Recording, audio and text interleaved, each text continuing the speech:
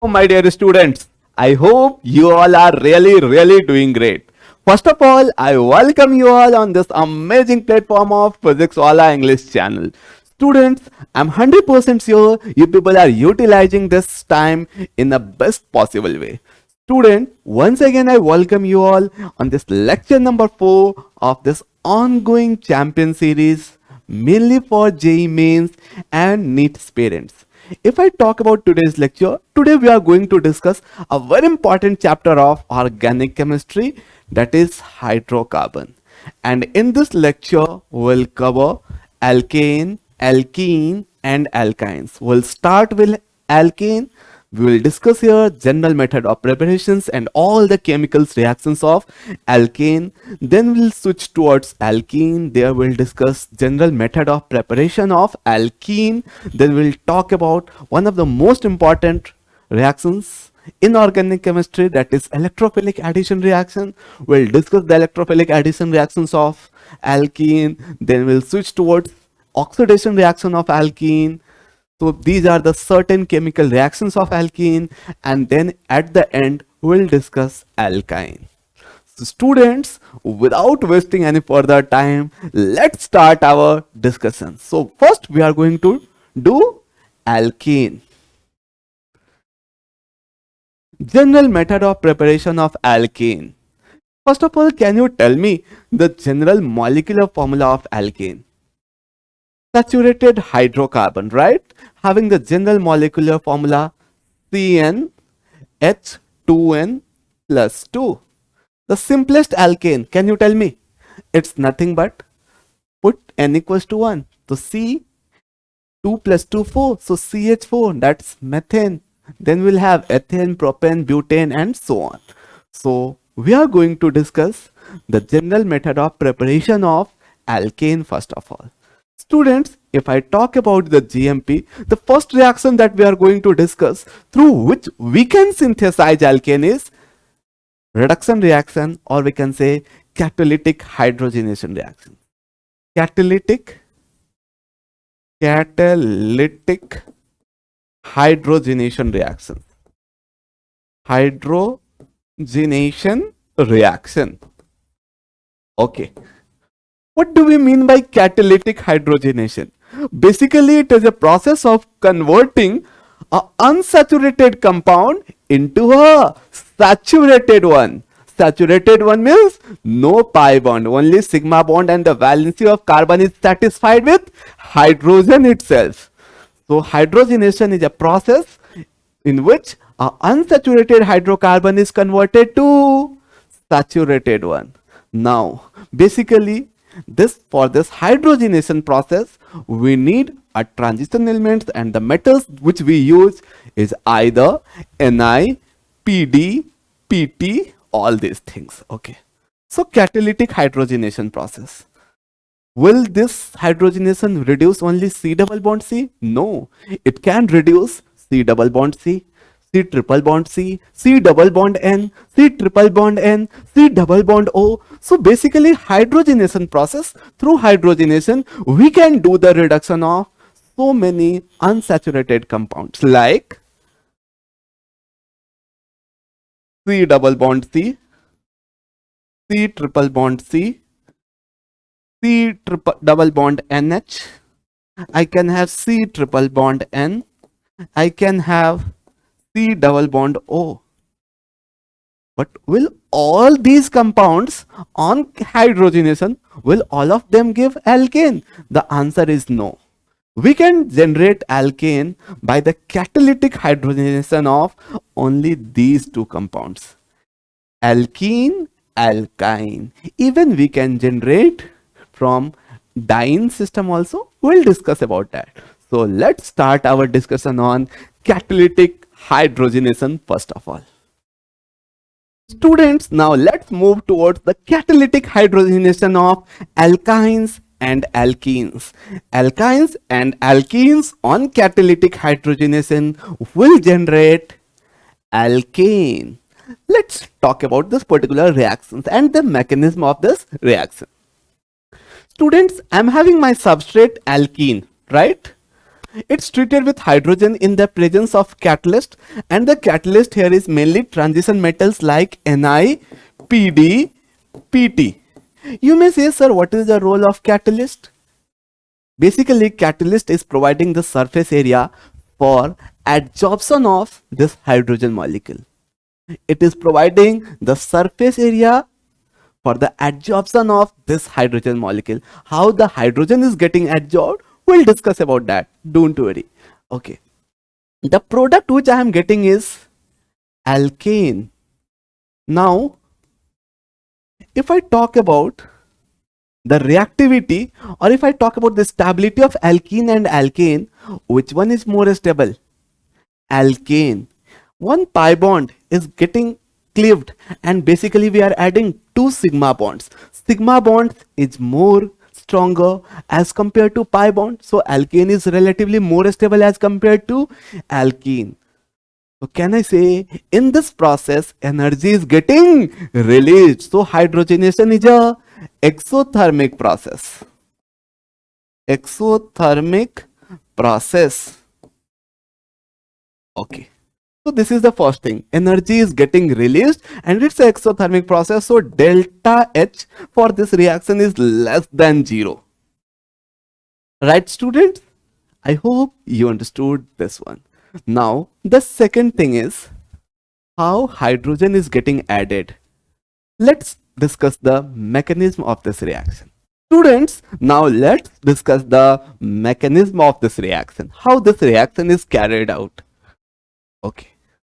Mechanism. First, I'm going to take the metallic surface. Suppose this is the metallic surface. I am taking Ni, or I can take Raney nickel. What do you mean by Raney nickel? Can you tell me? Raney nickel is basically obtained by boiling nickel with NaOH. Okay. Now on this metallic surface, hydrogen is getting adsorbed. I'm having two hydrogen molecules, H2, and it's getting adsorbed on this metallic surface like this. Okay. Adsorption of hydrogen on the metallic surface first. Then I will have my alkene. And now this alkene will start approaching this hydrogen molecule. As soon as it approaches the hydrogen molecule, what I will have? I will have my transition state. And in that transition state, students, this double bond will break. I will have a partial double bond character. And now a chemical adsorption or a sort of bond is formed between this C and H. So this is my transition state. How many members cyclic ring I am getting? 1, 2, 3, 4. So basically this catalytic hydrogenation is occurring via 4 MCTS. 4 MCTS means 4-member cyclic transition state. Second most important point. Both the hydrogen is getting added on the same side of alkene. If the addition occurs on the same side, if both hydrogen is getting added on the same side, through same side. It's not that one hydrogen is attacking from this side and the other hydrogen is attacking from this side. No, both the hydrogen is getting added from the same side. So if I talk about the stereo, it's a syn addition. What do we mean by syn addition? Can you tell me? Addition of both electrophilic and nucleophilic part from the same side, or addition of both the molecules atoms from the same side, then the addition is syn addition. We have one more type of addition, that is anti-addition. One from the front, one from the back. Such an addition is anti-addition. Okay, so I hope you understood till here. The reaction is occurring via 4-member cyclic transition state. Both the hydrogen getting added on the same side. Now, after a certain time, what will happen? This bond will break. And now this is getting formed. This one is getting formed. So hydrogen will get added to this carbon. Hydrogen will get added to this carbon. And I will have R, C, H, H, single bond H, R and H, student.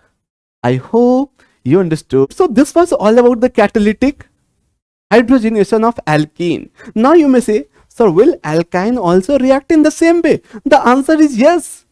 Even the catalytic hydrogenation of alkyne will also occur in the same manner. Same sin addition, same 4-MCTS, but there I need 2 moles of hydrogen because I need to break 2 pi bonds, right? R, C, triple bond C, R, and then I am having H2PD or PT or Ni. I will get 2 moles of H2. I will get R, C, H, R, H, R. Alkyne first gets reduced to alkene and then to alkane. Now, in all the process, will we get alkene only? No. Students, there are certain methods through which the reactions can be stopped till alkene only. Means alkyne can be reduced till alkene only. If I do poisoning of surface, I am having this one. This is the metallic surface on which the reaction is occurring. Hydrogen getting adsorbed. Okay. I am having alkene like this. Perfect. Adsorption of alkene is occurring. But if anyhow, if I do the poisoning of this surface by using certain chemicals, like if I use H2 in the presence of PD CaCO3, PD BaSO4, right? In this particular case, we will have the poisoning of surface. The surface area will get reduced, so alkyne will get reduced to alkene, but further reduction will not occur. So in this case, if I will do hydrogenation, I will have alkene as the product, not alkane, right? I hope you understood this one. If I am using H2PDBSO4, if I am using H2PDCSO3, in such cases, alkynes will get reduced to alkene.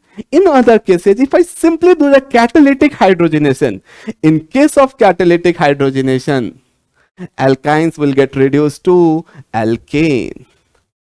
If I am doing the poisoning, it will get reduced till alkene only.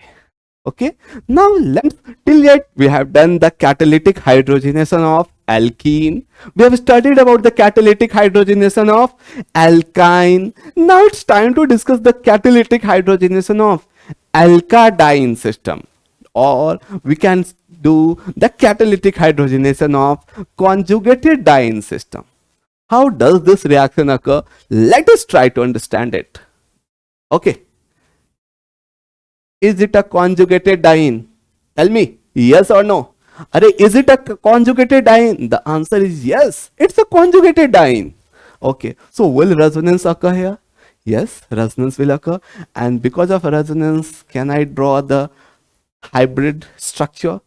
Yeah, I can do it. Right? And students, can I say the hybrid is like this? Right, students? Okay, now this is treated with hydrogen in the presence of, it's treated with hydrogen in the presence of nickel. Or let us write this conjugated diene in somewhat more better way. I'm having a conjugated diene like this. Same, just I have rearranged it. I have taken the cis form of it. Okay. Can I write it like this? The real hybrid molecule. Can I write it like this? Tell me yes or no. Tell me. Yes, I can write it like this. Now, I'm having my metallic surface on which this catalytic hydrogenation is occurring. Hydrogen, hydrogen, getting adsorbed, getting adsorbed. Now this conjugated diene will approach. As the conjugated diene will approach, it will approach like this. Right, student? Now, with the progress of time, can I say this bond will break? This particular bond will break. This particular bond will break. This pi bond will break, and this particular bond will get formed. this particular bond will get formed, this carbon will get added to, or hydrogen will get added to this carbon, this hydrogen will get added to this particular carbon, and this pi bond will remain as it is. So what will be the final product? The final product will be like this. Here I'm having the addition of hydrogen bond. Perfect. Here also I'm having addition of hydrogen bond, and here one pi bond will be there. So a conjugated diene on catalytic hydrogenation will give me alkene. I'm having a conjugated diene like this. This one on treatment with H2Ni, I will have the formation of this one. And this particular reaction is occurring via 1, 2, 3, 4, 5, 6 member cyclic transition state. This reaction is occurring via 6 member cyclic transition state. I hope you understood catalytic hydrogenation of conjugated dienes also. Let's move ahead. Students, now let's talk about the reactivity of alkene towards this catalytic hydrogenation.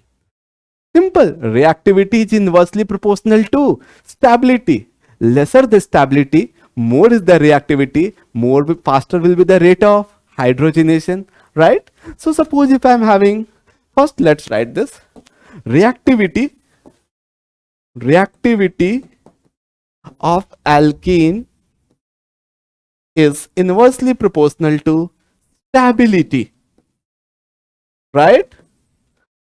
Lesser the stability, more is the reactivity. I'm having alkene like this, CH2 doubly bonded CH2. Then I'm having CH3 doubly bonded CH2, right? Can you tell me which alkene is more reactive for catalytic hydrogenation? Can I say this one is more stable? Can I say this one is more stable? Why it is more stable? More number of alpha hydrogen, 6 alpha hydrogen. Okay, let's add one thing. Let's add this CH3 and then compare it. How many alpha hydrogen? 3 alpha hydrogen. Which one is having more number of alpha hydrogen? This one. So which one is more stable? This one. So which one is more reactive? This one. Reactivity inversely proportional to stability. Let's move ahead. Students, we have studied this catalytic hydrogenation is a syn addition process, right? Syn addition means getting added on the same side. So now let's talk about the stereo aspects of hydrogenation process. Hydrogenation process. Which type of addition is this one? Syn addition. Syn addition. Syn addition means getting added on the same side. Same side addition. Okay. Let us suppose I'm having a cis alkene. I'm having a cis alkene. CH3, H. Now, student, H2 is treated in the presence of PD or PT or Ni and heated. Can you tell me about this product? How many product we can get? Students, always remember this alkene on syn addition, this type of alkene on syn addition will give erythro system or mesosystem. What do we mean by mesosystem? We have studied it, right? Simple. If I'm having a cis alkene, addition is syn. Simply you need to do one thing. Put CH3 here. I'm having H here. Both these H are getting added on the same side. Remaining one is also hydrogen itself. And here CH3. Will I have plane of symmetry? 100%. So cis on syn addition will give me erythro system or meso system. It's anyhow it's not optically active, no chiral center. Let us suppose, let's take one more example. I'm having C double bond C, CH3, and here CH3. Here I'm having PR, propyl group, and here I'm having propyl group. And now I'm going to do hydrogenation process. I'm going to do the catalytic hydrogenation process. What will happen here? Simple. Alkene is cis, addition is syn, cis syn erythro. First, let's draw this erythro system. Let's put methyl over here and methyl over here. Erythro or meso system means same side, both the part. Hydrogen will get added here, PR will get added here. Will I have plane of symmetry? Yes. So this compound is a meso compound.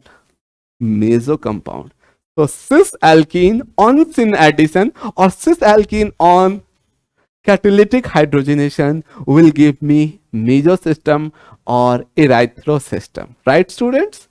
Okay. Now what will happen to trans alkene? I'm having a cis alkene, right? This one just now we had done. The product which I am going to get is CH3, CH3, H here, PR here. Now, second question. I'm having a trans alkene.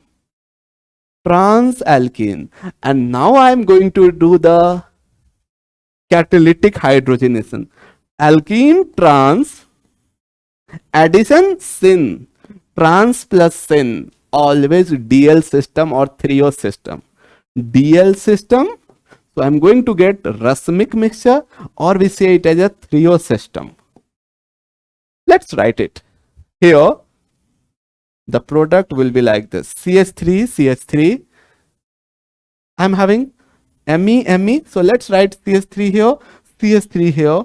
Now student, one hydrogen will be here, one hydrogen will be here, PR will be here, PR will be here. Such a system is DL system. Why it's the DL system? Optically active. So whenever I'm having an optically active species, it will have its mirror image, right? Enantiomeric pairs. So one form deform and the other one is going to be the mirror image of this one. Trans syn erythro or trio, cis syn, trans alkene, syn addition, trio system or DL system. Better write it, remember it as DL system. Racemic. Trans alkene, syn addition, racemic mixture. Cis alkene, syn addition, meso compound. Clear? So this was all about catalytic hydrogenation process. Students, I hope you enjoyed this catalytic hydrogenation. Now let's move towards the other GMP or preparation of alkane. Now, since we are doing the GMP of alkane itself and we are right now studying about the reduction reaction, the next compound which we are going to reduce to generate alkane is alkyl halide. Alkyl halides also on reduction will generate alkane. Okay. How does this reduction occur? Let's see. I'm having alkyl halide, right? Simple, it's treated with nascent hydrogen. This alkyl halide will undergo reduction and I will have the generation of alkane. Now, what are the source of this hydrogen? Students, I have enlisted all these sources. Metal plus acids always generate hydrogen, right? Whenever a metal is treated with acids, hydrogen gas is liberated, and now this hydrogen gas liberated will react with alkyl halide and will form alkane. Metal plus all these acids. Red P plus Hi, very important. Red P plus Hi is a source of nascent hydrogen. Whenever red phosphorus is treated with Hi, iodine along with that nascent hydrogen is obtained, and now this nascent hydrogen, this hydrogen will do the reduction process. This red P plus Hi is the king of reducing agent. It will reduce almost all the compounds to alkane. It's the king of reducing agent. Let's move ahead. Metal hydrides. Students, we have so many metal hydrides like PS3SNH. We have NaBH4, that is SBH, sodium borohydride. Then we have LiAlH4. All these metal hydrides, whenever they are treated with alkyl halide, will generate alkane. Okay, let's study it one by one. I'm having alkyl halide, it's treated with TPH, that is PS3SNH. The product which I am going to get is alkane. Second, now these two are very important. First, LiAlH4 and this one NaBH4. Let's talk about this. NaBH4. Here, this hydrogen is connected to aluminium, right, student? And here, in case of NaBH4, hydrogen is connected to boron. Which bond do you say is a more stronger bond? Which one? Can you tell me? I'm giving you 30 seconds. Please answer it. ALH bond or BH bond? Which one is a stronger bond? ALH bond or a BH bond? Which one is a stronger one? Can you tell me? Okay. Here, the interaction is hydrogen 1s and this one 3p. 1s 3p interaction. Here, hydrogen 1s, boron 2p. 1 is 2p overlap, 1 is 2p overlap, and 1 is 3p overlap. Which one is a more stronger overlap? What do you say? Obviously this one. So this bond is relatively stronger. So if this bond is stronger, I cannot generate H minus so easily from here, but I can generate H minus very easily from here. So which one is a better reducing agent? LiAlH4 or NaBH4? Students, LiAlH4 is a better reducing agent. Okay, now let's talk about this LiAlH4. If I'm having a 1 degree alkyl halide, what do we mean by 1 degree alkyl halide? Simple. If this halogen is connected to a primary carbon, then it's a 1 degree alkyl halide. And 1 degree alkyl halide, if treated with LiAlH4, I will simply get alkane. I will simply get alkane. Is this clear, students? 1 degree alkyl halides on treatment with LiAlH4 will give me alkane. If I am having a 2 degree alkyl halide and now it's treated with LiAlH4, I may get alkane as well as alkene. But if someone asks you what will be the major product, still alkane is the major product. Substitution reaction. This LiAlH4 is nothing but it's a source of H minus. And what this H minus is doing, it's acting as a nucleophile. Last class only we have studied, right? This H minus can act as a base as well as nucleophile. For 1 degree alkyl halide, it will simply act as nucleophile. Reaction will occur via SN2. If it's this H minus, if it's a 2 degree alkyl halide, can act as base as well as nucleophile. If it is acting as a base, will generate alkene. If it is acting as a nucleophile, will generate alkane. 3 degree alkyl halide treated with LiAlH4. Major product is always alkene.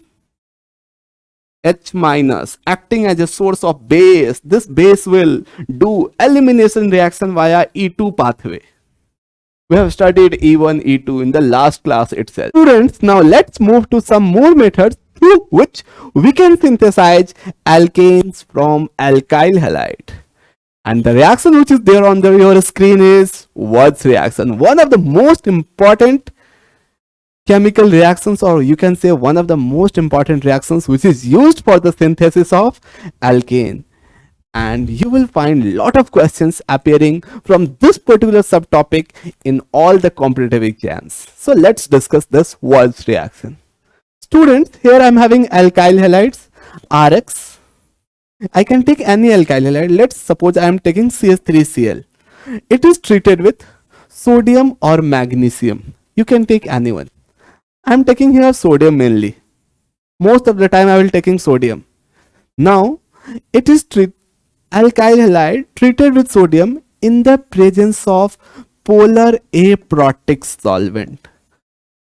polar aprotic solvent, and this aprotic solvent is dry ether.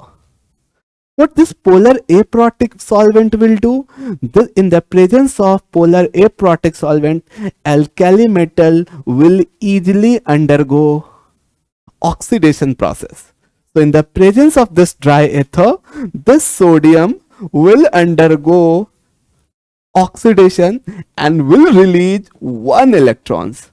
If I am taking 2 moles of sodium, I am going to get 2 moles of electron. Okay, so I am having alkyl halide treated with sodium in the presence of dry ether.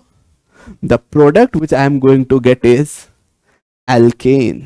Now student, very important point.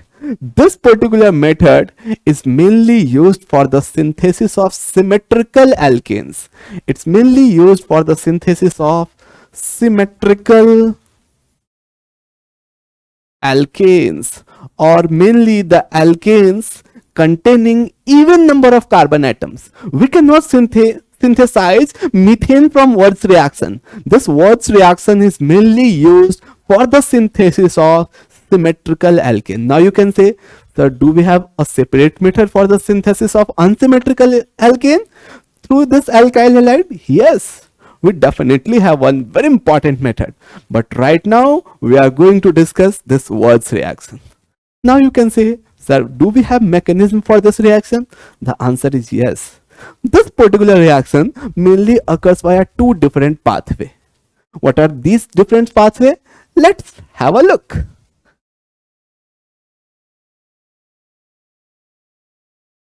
Mechanism. 2 mechanism has been proposed.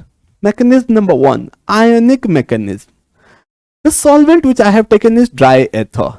What I told you about this dry ether? In the presence of polar aprotic solvent,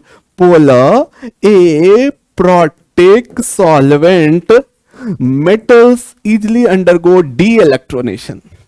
Means oxidation. This sodium is getting oxidized to Na plus 2 electrons. Now what this 2 electron will do? The question is that. Okay. Now this particular 2 electrons will attack on partially polarized Rx bond. Okay. R between alkyl and halogen. Can I say this halogen is having del negative? We have done this in inductive effect, first lecture itself, and this R will have del positive.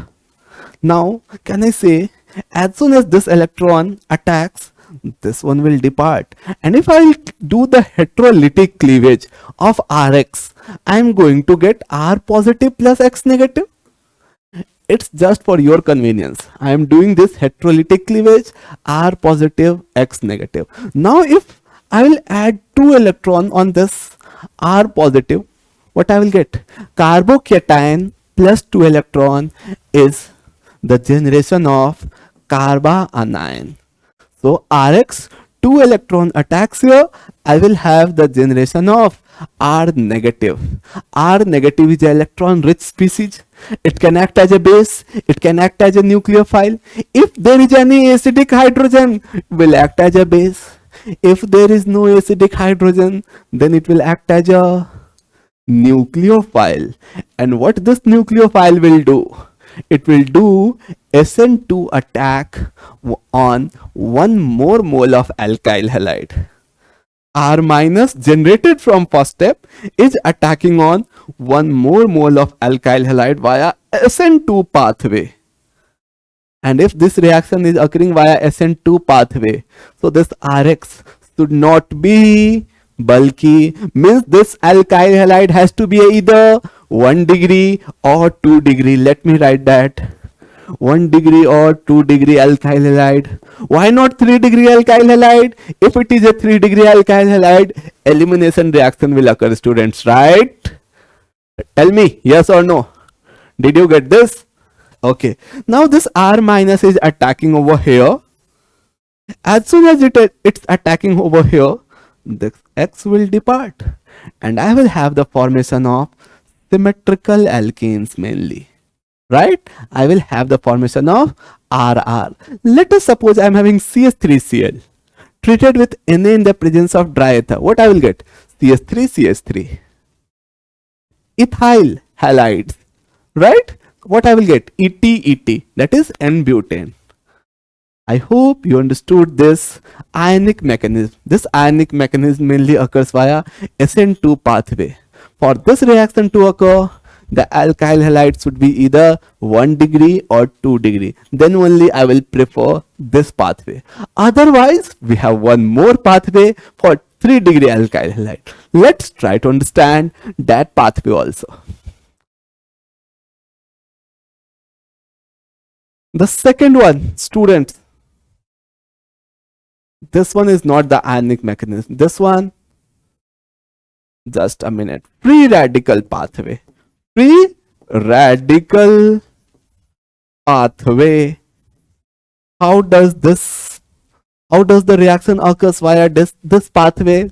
Let us try to understand.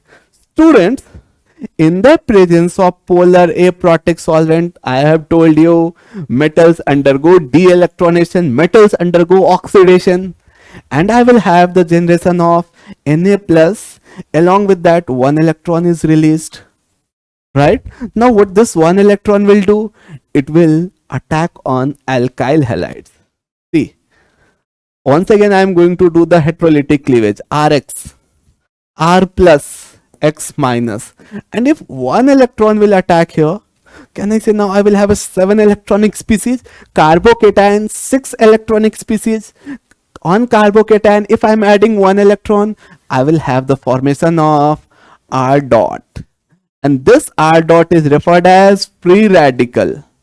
Free radical. And students, always keep it in mind, whenever I am having free radical, the free radical always has a tendency to undergo dimerization.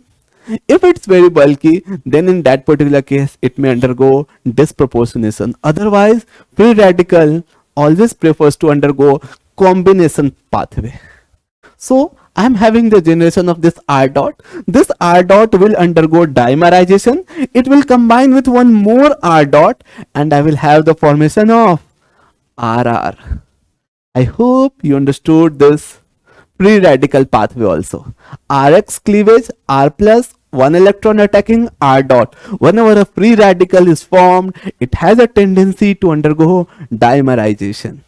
Means free radicals generally undergo combination. If it's bulky, if it's a 3 degree free radical, then in that particular case, even it may undergo disproportionation to give alkene. But mainly it undergo combination, or you can easily say dimerization. What do we mean by dimerization? Two similar type of free radical will combine with each other. I will have formation of RR. Is this clear? Okay. Now, one thing. When this free radical pathway will occur, free radical pathway will be preferred when the free radical, this R dot is stable and R dot gets stabilized by hyperconjugation, right? Hyperconjugation. So if I am having a 3 degree alkyl halide, then in that case I will get 3 degree free radical. In that particular case, I will do the process reaction via free radical pathway. I am having 3 degree alkyl halide treated with NADE. The reaction will undergo Wurtz reaction via free radical pathway. So 3 degree, 2 degree, 1 degree. Now, the reaction will undergo via ionic pathway or SN2 pathway, carbanion pathway when I am having 1 degree alkyl halide. 1 degree alkyl halide, SN2, 3 degree alkyl halide, free radical pathway. Then 2 degree. 3 degree, we will have only this one. I hope you understood this one. Now let's practice few questions to understand this Wurtz reaction. I'm having CH3Cl. Okay. And I'm having ETCl. Right, students? So what are the possible products? One alkyl halide, one more alkyl halide. So can I say from here also I will generate CH3 dot? This CH3 dot will combine with one more CH3 dot and I will have the formation of CH3, CH3. One of the product. From here I can have the formation of ET dot. This ET dot will undergo dimerization. ET dot will react with or will combine with one more ET dot, and I will have the formation of ET. One more possibility. I'm having CH3 dot from here, ET dot from here. Even these two can also combine. And what I will get? I will get CCC. Right, students? So I'm having mixture of products. Okay. Here, in this particular case, I'm having a alkyl halide treated with NAD. What I will get? First of all, I will have the formation of this free radical. This free radical will undergo dimerization, and through dimerization, I will have the formation of this particular product. I hope you understood this one also. Let's move ahead.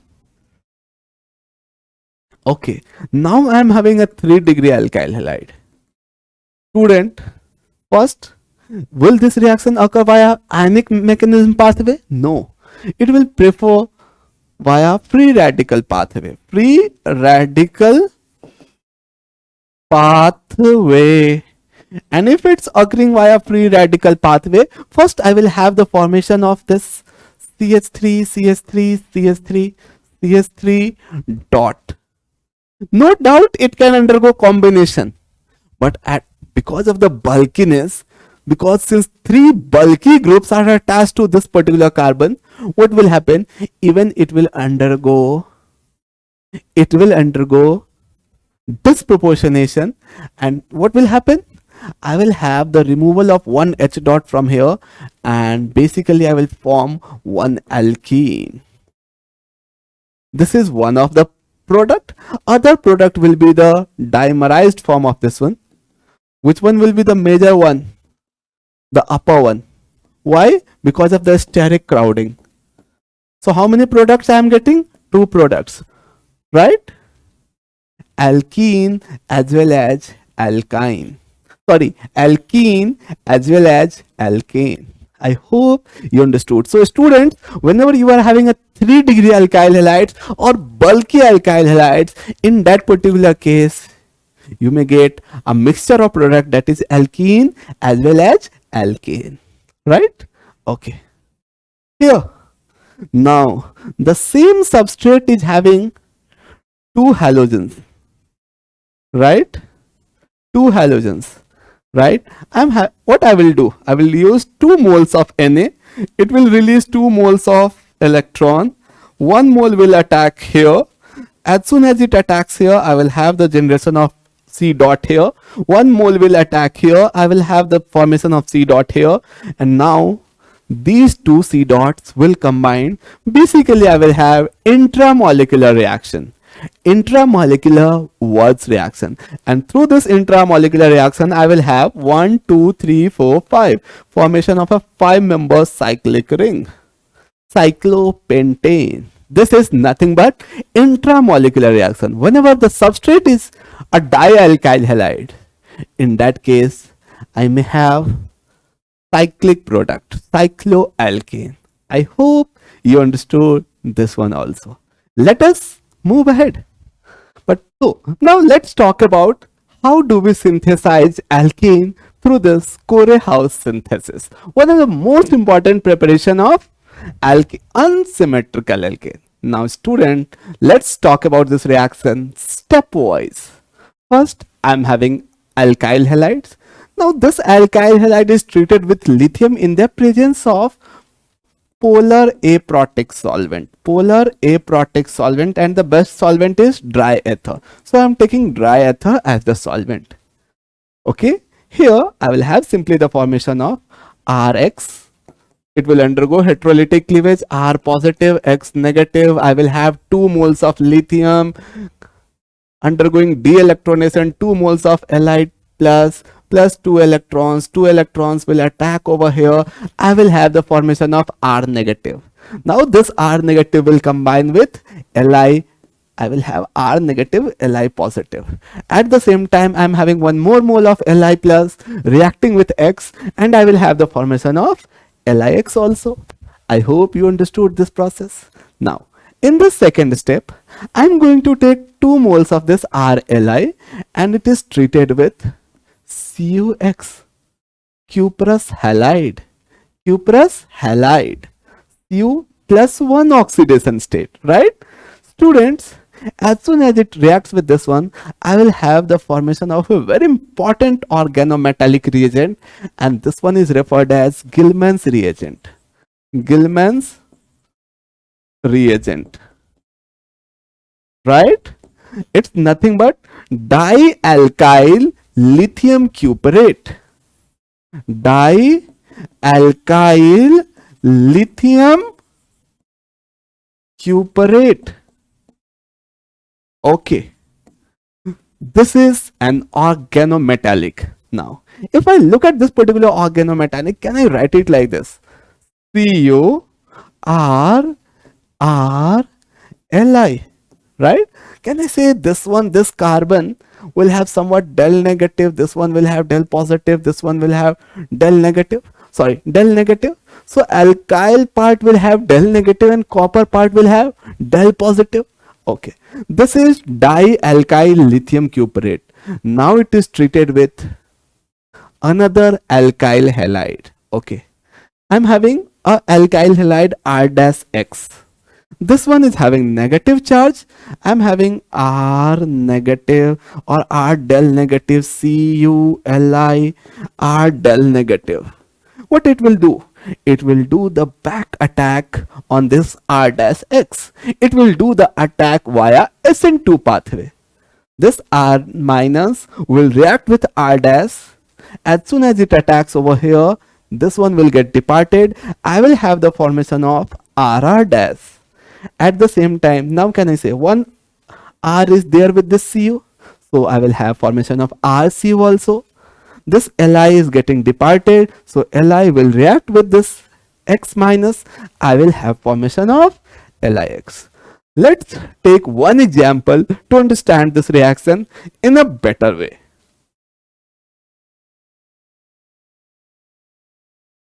Okay, let's try to synthesize propane through this method. I need to synthesize CH3, CH2, CH3. And I'm going to synthesize this propane through Core-House synthesis. Okay, I'm going to break it in 2 parts. One part I am going to take as CH3CH2 Br. Let us suppose I am taking this one, and one is CH3Br. Perfect. Right now, I'm going to treat this CH3Br first of all with lithium in the presence of dry ether. I will have the formation of CH3 Li plus LiBr. I hope you understood this step, students. Right now, this RLi, that is CH3 Li, I'm having the formation of this CH3 Li. I am going to take 2 moles of CH3 Li. So let's synthesize 2 moles here. 2, 2, 2, 2, like that. Okay. Now, so I'm having 2 moles of this RLi. It is treated with CuBr, CuX. Okay. What I will have? I will have the formation of CH3, Cu, CH3, Li. Right, students? This particular reagent is nothing but Gilman's reagent. It's an organometallic referred as Gilman's reagent. Okay, it's nothing but dimethyl lithium cuprate. Dimethyl lithium cuprate. If I talk about the charge appearing here, I will have del positive, del negative, del negative. So these methyls will have nucleophilic behavior. Right, student? Okay. Now this dimethyl lithium cuprate, that is Cu, CH3, CH3, Li, is treated with another alkyl halide, and that is CH3CH2Br. Okay, can I say one of the methyl will act as a nucleophile? It is having a del negative, or if we can say it is having a negative, this one having positive positive. Copper is having del positive charge, right? So what it will do, one of the methyl will do the back attack on this alkyl halide via SN2 pathway. Okay, as soon as it attacks, can I say this methyl will get added over here? So the product which I will get is CH3 CH2 CH3, right? Okay, at the same time, now this CH3Cu will remain as it is. This Li will react with this Br, and I will have the formation of CH3Cu plus LiBr. So students, we have synthesized propane through this method. This is one of the best method for the synthesis of unsymmetrical alkenes. If we want to prepare pentane, I can take methyl halides and propyl halides. I can take ethyl halides and propyl halides, and then through the combination we can synthesize pentane. So it's mainly used for the synthesis of alkene of the type R-R-. One of the alkyl halide is Rx, the other one has to be R-X. Now one condition, this R-X has to be either 1 degree alkyl halide or 2 degree alkyl halide. Okay, is it clear? Because if it's a 3 degree alkyl halide, then this R minus will do elimination reaction.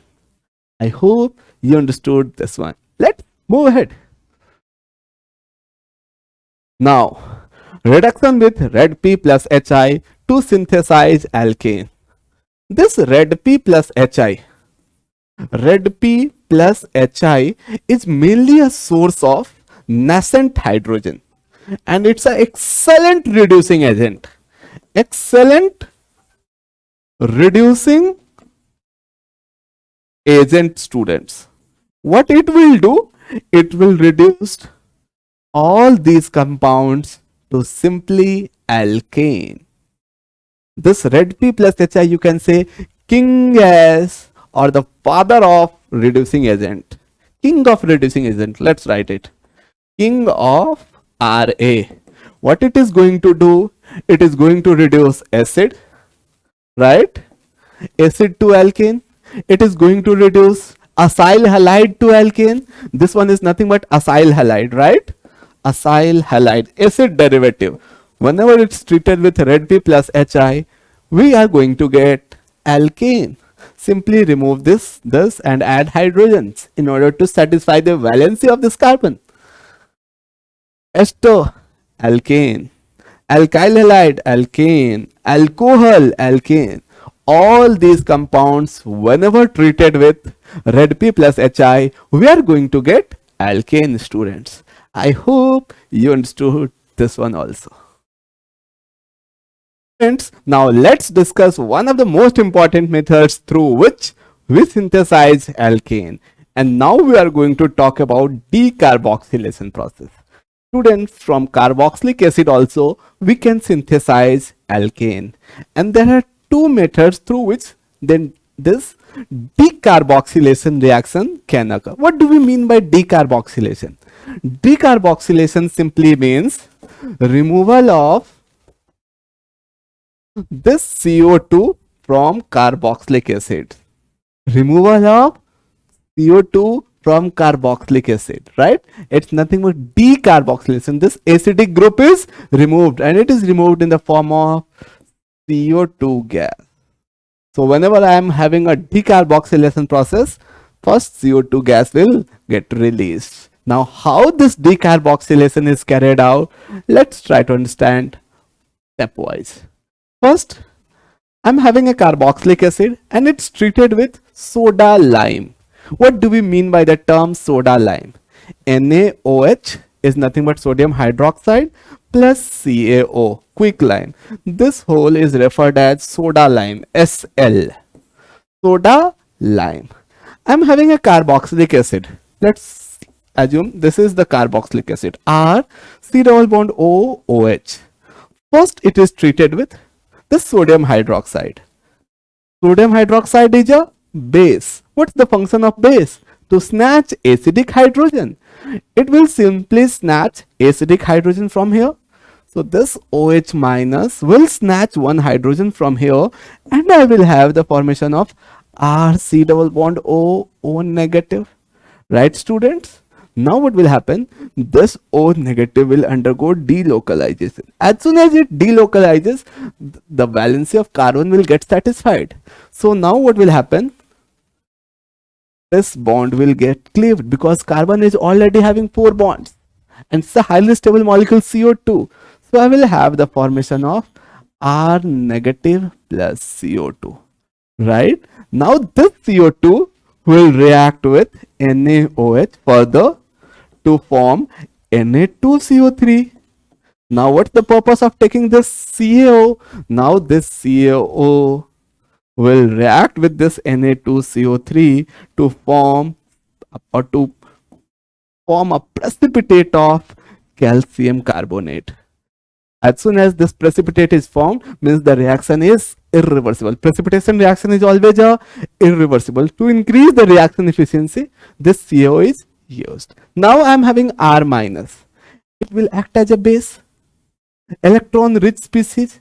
As soon as it is dipped in any solvent, or as soon as it finds any acidic hydrogen, even from water, R minus treated with this water will snatch acidic hydrogen from here and will form alkane. Now student, if I talk about, since this reaction is a multi-step reaction, we have studied SN1, SN2, right? And SN1 we found it was a 2-step process. Here this reaction is also a 2-step process. So one of the step will be slow step. This removal of R in the form of R minus is slow step. Formation of carbon anion. So can I say the rate of reaction or rate of decarboxylation? Rate of decarboxylation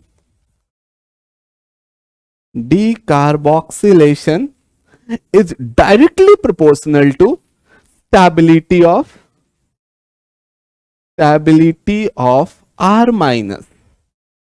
Higher is the stability of this R minus, better is the rate of reaction. Let's see. Compare rate of reaction in the following decarboxylation process. I am having this one, okay, cyclohexanic acid, and this one also. And in these 3 cases, I need to compare the rate of decarboxylation. What's happening in decarboxylation? First, can you tell me the product here? The product will be simply, right, here one hydrogen will get added. Simply remove this one, add this hydrogen to this carbon. Remove this CO2, add this hydrogen here. Remove this CO2, add this hydrogen here. So here the product will be like this, right? Now, but we don't need to write the product. In the question, we are asked to compare the rate of decarboxylation. How can we compare it? Simply compare the stability of carbon ion. Student, the carbon ion which I am getting here is this one. Can I say this one is a highly stable carbon ion? Why? Aromatic ions, aromatic compounds are relatively more stable. This one, here the carbon ion formed is this. Anti-aromatic. Now, between 1 and 3, which one is more stable? 1. 3 will be least stable. So, what will be the rate of decarboxylation? This one, then this one, and here I will have least. I hope you understood the first question. Let's move to the next one. Student, here also I need to compare the rate of decarboxylation. Okay, I am going to remove this CO2. I am going to form a carbon ion. I am going to remove this CO2, form the carbon ion. Remove CO2, form the carbon ion. Now check whether the carbon ion formed is stable or not. Here I am having a minus I minus M group, minus I group and plus M group. A plus M group destabilizes a carbon ion, whereas a minus M group will stabilize the carbon ion. So between these three, 1, 2, 3, which one is more stable? Can I say this carbon ion is more stable? Higher is the stability of carbon ion, better is the rate of decarboxylation process. So here, then this one, 1, 2, 3. I hope you understood this one. Let's move ahead. Compare the rate of reaction in the following. I'm having 1, 2, 3 propanoic acid. It's treated with soda lime. So the product is going to be simply CH3, CH3 here. Here the product will be CH2 and CH2. And here the product is going to be CH, triply bonded CH. But we are not asked here to write the product. We have to compare once again the rate of decarboxylation. And rate of decarboxylation is always compared by comparing the stability of carbon ion formed. Here the carbon ion formed is this one. Carbon ion formed this. Carbon ion formed this. This carbon is sp2. This carbon is sp hybridized.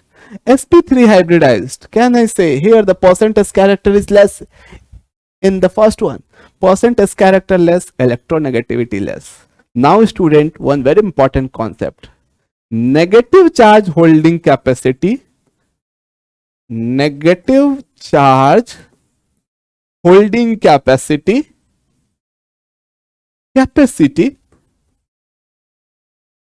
is directly proportional to electronegativity. More is the electronegativity of the element, higher is the electronegative charge or negative charge holding capacity. Between 1, 2, 3, which carbon is more electronegative? More is the percent S character, more is the electronegativity. Can I say third one is the most electronegative? Why? Because it is having 50% S character. More is the percent S character, more is the electronegativity, better is the negative charge holding capacity. Rate of decarboxylation R3 max, R2, then R1. I hope you understood this decarboxylation by soda lime process. We have one more method of decarboxylation. Let's discuss that. Cool base electrolysis. Okay. Student, here also I am going to take carboxylic acid. Let's take one carboxylic acid. I'm having RC double bond OH. It's treated with NaOH. What I will have? I will have simply acid base reaction, right? This base OH minus will slash one acidic hydrogen from here, and I will have the formation of R C double bond O minus Na plus, right? Now here I am going to do the electrolysis of this sodium salt of carboxylic acid. I am going to do the electrolysis of sodium salt of carboxylic acid. We have studied in the electrolytic cell we will have two rods, anodes and cathodes, right? So first, can I say this particular species will split as R C double bond O minus and Na plus. Now in the electrolytic cell I am having two rods, anodes and cathode. Anode is connected to the positive terminal of the battery and cathode is connected to the negative terminal of the battery. So all the anionic species will migrate towards anode. Okay, so at anode what will happen? Let's try to write that. At anode oxidation will occur, and can I say this RC double bond O minus will get oxidized. As soon as it will get oxidized, it will release one electron and I will have the formation of RC O dot plus electron, right? Now I will have homolytic cleavage of this one, and here I will have the formation of R dot C and dot, right? So this dot and this dot will form one bond. So I will have the formation of CO2 gas. So at anode, this CO2 gas is getting released. At the same time, I am having the formation of R dot. Now this R dot, what it will do? Whenever I am having a free radical and if other species are not there, it simply undergo dimerization,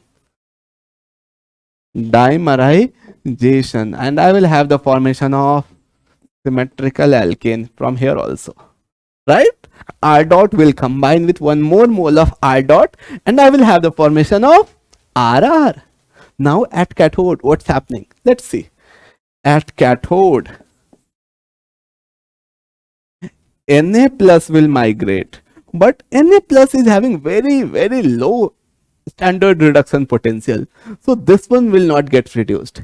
In spite of that, here, instead of this Na plus, water will get reduced. This water will accept 2 electrons. I will have the formation of H2 plus 2 OH minus. So basically, students, at cathode, hydrogen gas will release. This is also important. And OH minus will also get released into the solution. And because of that, pH of the solution will increase. pH of the solution will increase.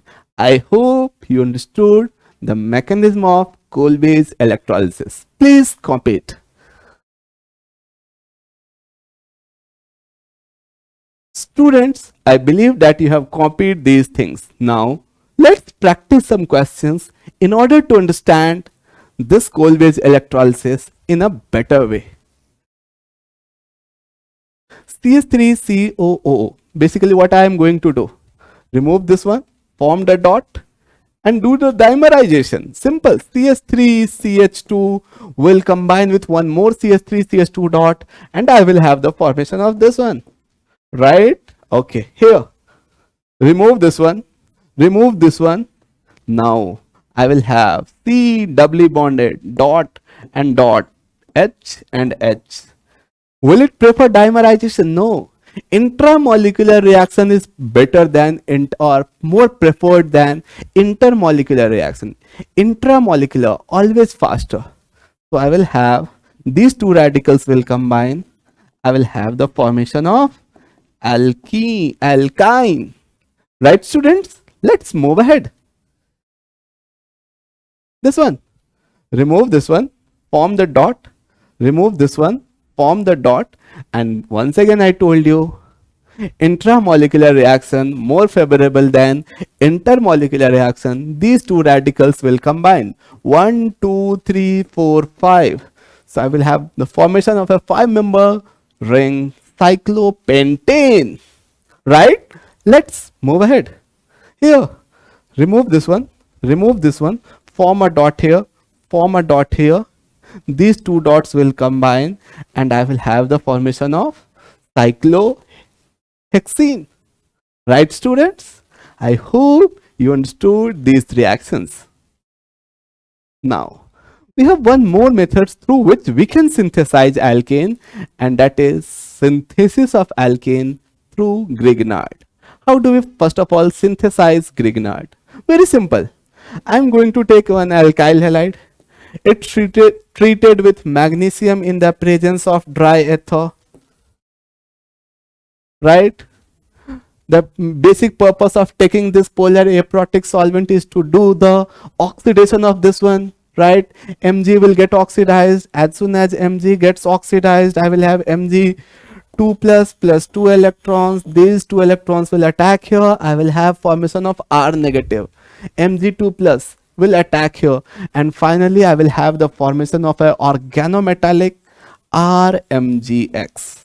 This particular species is referred as Grignard reagent. Grignard reagent. One of the most important chemical species in organic chemistry, or one of the most important organometallics. Now, what's the function of this Grignard reagent? Here, students, now the function is really important. This R will have a del negative charge always, and this one will have positive. So now, it's having two parts. MgX positive part, R negative part. This R negative can act as a base and can act as a nucleophile also. Now, when it will act as a base, when this Grignard is treated with a compound having acidic hydrogen, whenever it finds any acidic hydrogen, this R negative will snatch acidic hydrogen from that compound and will form alkane, right? R negative MgX. So whenever a Grignard reagent is treated with any acid, even though it is water, it will form alkane, right? Grignard reagent treated with any acid. I can take lot of acid. I can have H2O. Grignard treated with H2O. I will have formation of alkane. NH3, HCl, HBr, HI, CH3COOH. Any carboxylic acid, RC double bond OH, phenol, alcohol, any of these compounds or even more, any compounds having acidic hydrogen, if Grignard is treated with a compound having acidic hydrogen, I will have the formation of alkane, students. I hope you understood this one also. Please copy it.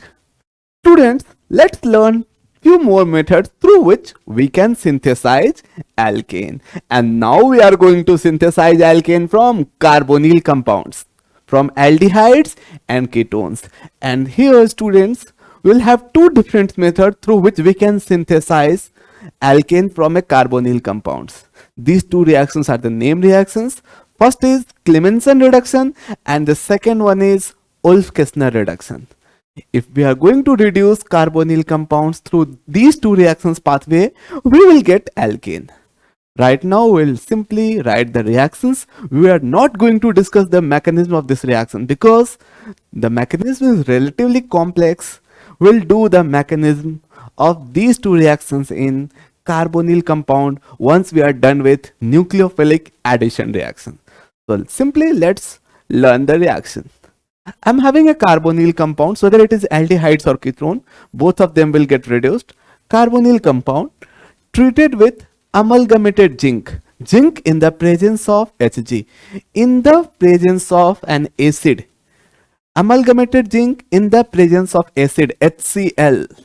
And that too concentrated and heated strongly. Simply you need to do one thing. Remove. I'm having R, C, double bond O, H treated with Zn, Hg, HCl heated strongly. Simply do one thing. Remove this carbonylic carbon, add to hydrogen.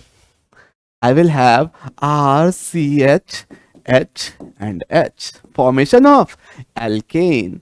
And this particular reaction is referred as Clemmensen reduction reaction. Okay, student, once again it's a reduction reaction itself. This reaction mainly occurs in acidic medium. Acidic medium. Whether it is aldehyde or ketone, it will reduce both of them. The second reaction, we have one more reaction, that is Wolff-Kissner reduction, WKR. Wolff-Kissner reduction reaction. Here once again I may have aldehydes or ketone. I can have aldehyde or I can have ketone. Let's take one ketone. Okay.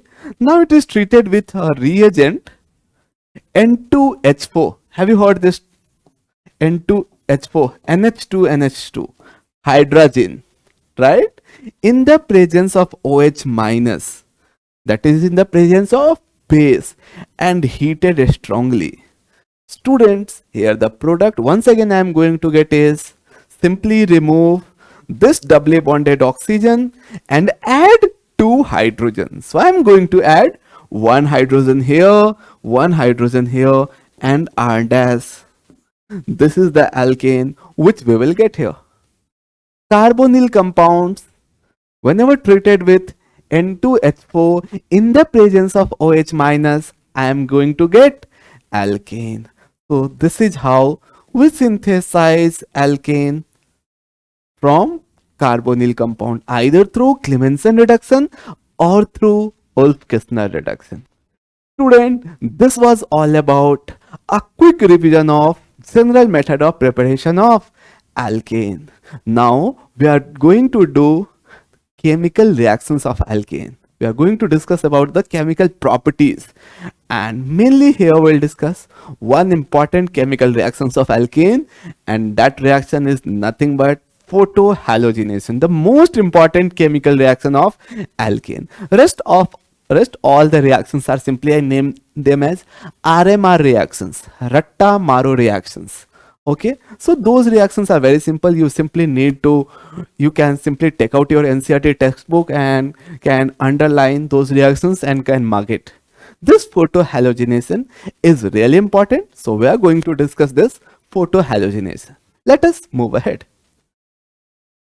Free radical substitution reaction. The photohalogenation reaction of alkane to yield or to generate alkyl halide occurs via free radical pathway, free radical substitution reaction. Okay, I'm having an alkane RH. It is treated with any halogen. I can have fluorine, chlorine, bromine, iodine, in the presence of sunlight, that is UV radiation. So it's nothing but a source of H nu. What I will have, one of the hydrogen will simply get substituted or replaced by halogen. So I will have this generation of alkyl halide. Okay, and at the same time I can have the formation of HX. Let's try to understand this reaction through one example. I can have CH4. It's treated with Cl2 in the presence of H nu. What I will get? First, I will get this CH3Cl. One of the hydrogen will get replaced by chlorine. Further, this reaction can occur. Cl2 H nu, further chlorination. I can have CH2Cl2 further, and it will stop until I get this CCl4. All the hydrogen gets replaced by chlorine. In order to get this only, what I will do, I will take this one in excess. I have to take alkane in excess if I want to do simply mono substitution. Otherwise, I will have all the hydrogens getting replaced by halogens. How does this reaction occur? Now it's time to discuss the mechanism of this reaction. Mechanism is really important and quite interesting also. So let's start the discussion of mechanism of this reaction. Basically, this reaction occurs in three different steps. The first step, starting of reaction, is referred as chain initiation steps. CI, chain initiation. It's nothing but the start of this reaction. What happens in this particular step? I'm having a halogen. This halogen is treated with a photon, H nu. What this H nu will do? This H nu will do homolytic cleavage of XX. So I will have the generation of halogen radicals. X dot plus X dot. Or I can write 2x dot. This particular step is referred as chain initiation step. Can you tell me whether this step will be exothermic or endothermic? Whether the step is going to be exothermic or endothermic? Student, simply bond cleavage. I need to supply energy in order to carry out this particular step. So the process is going to be endothermic. This is a endothermic step. In chain initiation step. In chain initiation step, I am getting halogen radical. Now this halogen radical is highly reactive, and what it will do, it will simply snatch one hydrogen from alkane and will form HX. This X dot will simply snatch one hydrogen from alkane and will form HX. At the same time, R dash, this alkyl free radical is also generated here. Alkyl free radical is also generated here. Okay. If I comment about this particular step, student, except iodination, everywhere this step will be exothermic. Except iodination. If this halogen is iodine free radical, I dot, in that particular case, this step will be endothermic. Otherwise, everywhere, this particular step is going to be exothermic. Okay. Now I'm having the generation of this R dot. And this R dot, what it will do, since I'm having excess of halogen, this R dot will attack on halogen. I will once again I will have the homolytic cleavage. I will have the generation of X dot, this R dot and this X dot will combine and I will have the formation of my product alkyl halide. Students, here I am having the formation of alkyl halide and large amount of alkyl halide is generated through this step itself. Now the next step is referred as chain termination steps. What will happen? It's quite obvious. All the free radicals generated or left unreacted will combine with each other and I will have n number of products. I can have halogen combining with each other, formation of X2. Alkyl radical combining with each other, formation of alkane. I can have R dot and X dot combining with each other, formation of alkyl halides. So can I say this particular step, the chain termination step, is always going to be exothermic. Chain initiation, endothermic. Chain propagation, everywhere it's exothermic except iodination. And last step is always exothermic. Student, this is how we do photohalogenation of alkane.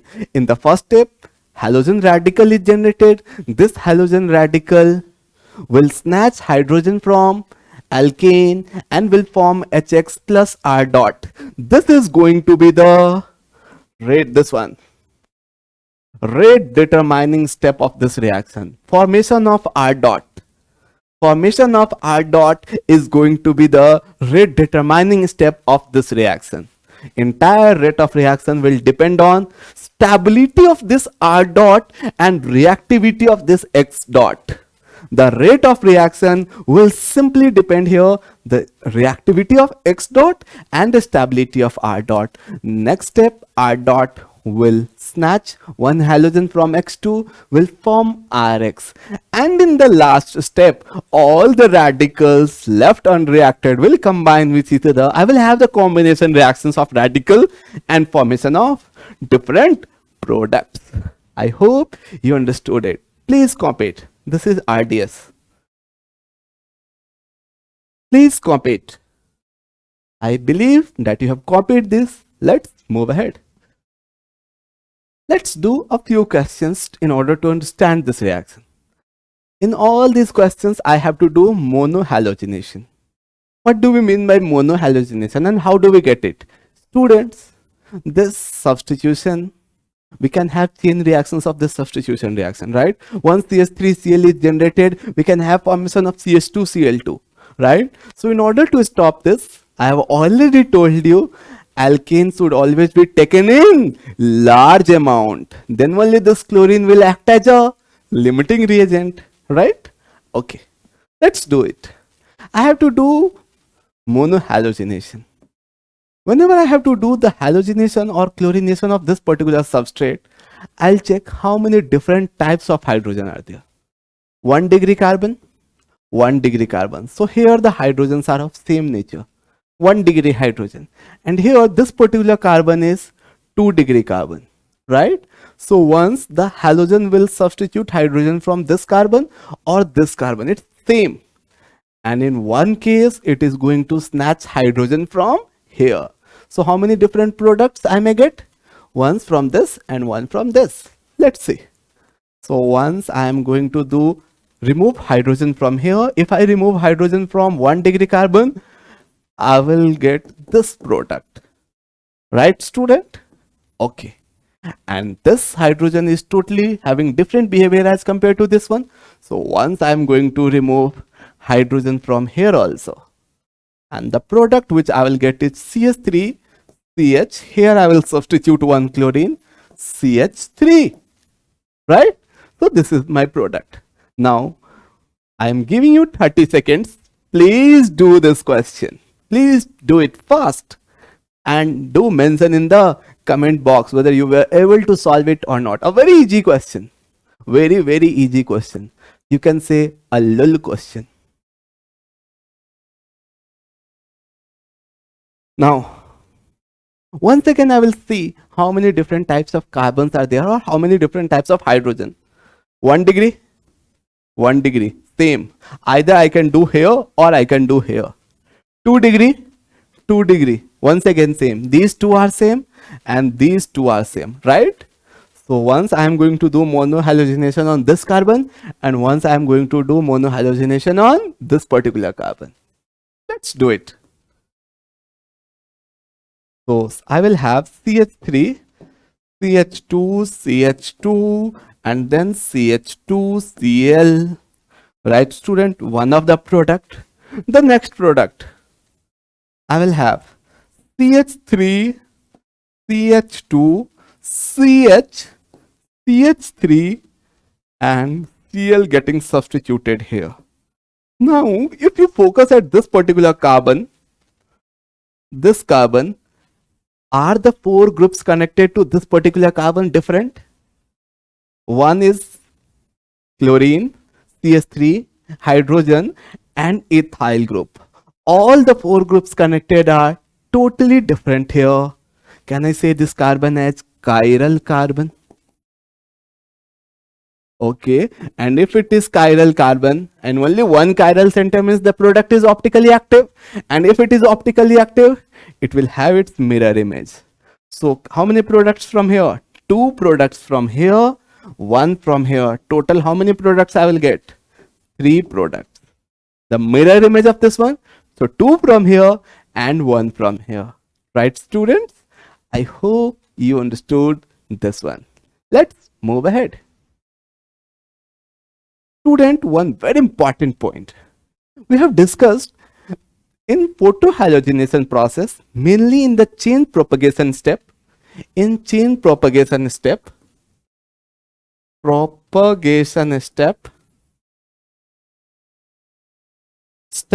we had this pathway where I was having X dot attacking on alkane and was giving R dot plus HX formation, right, students?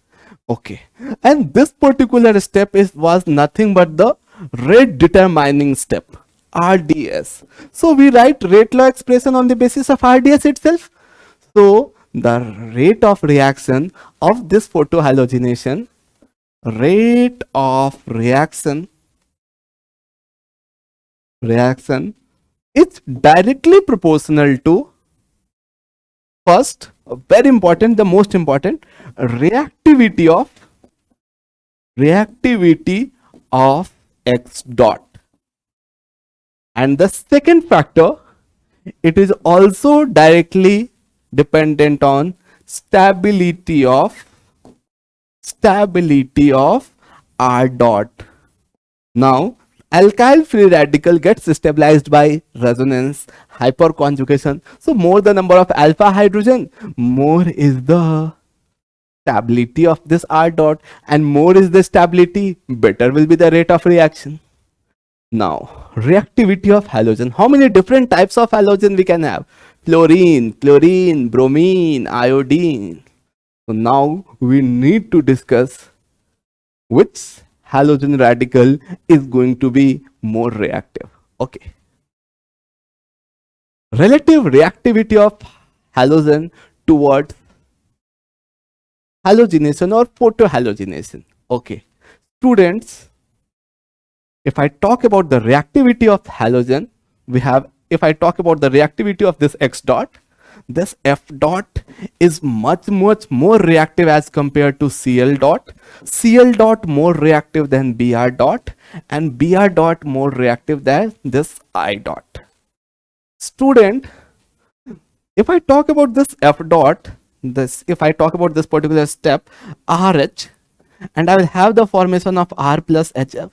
This particular step is, if I talk about the fluorination of alkane, this particular reaction is highly violent and explosive.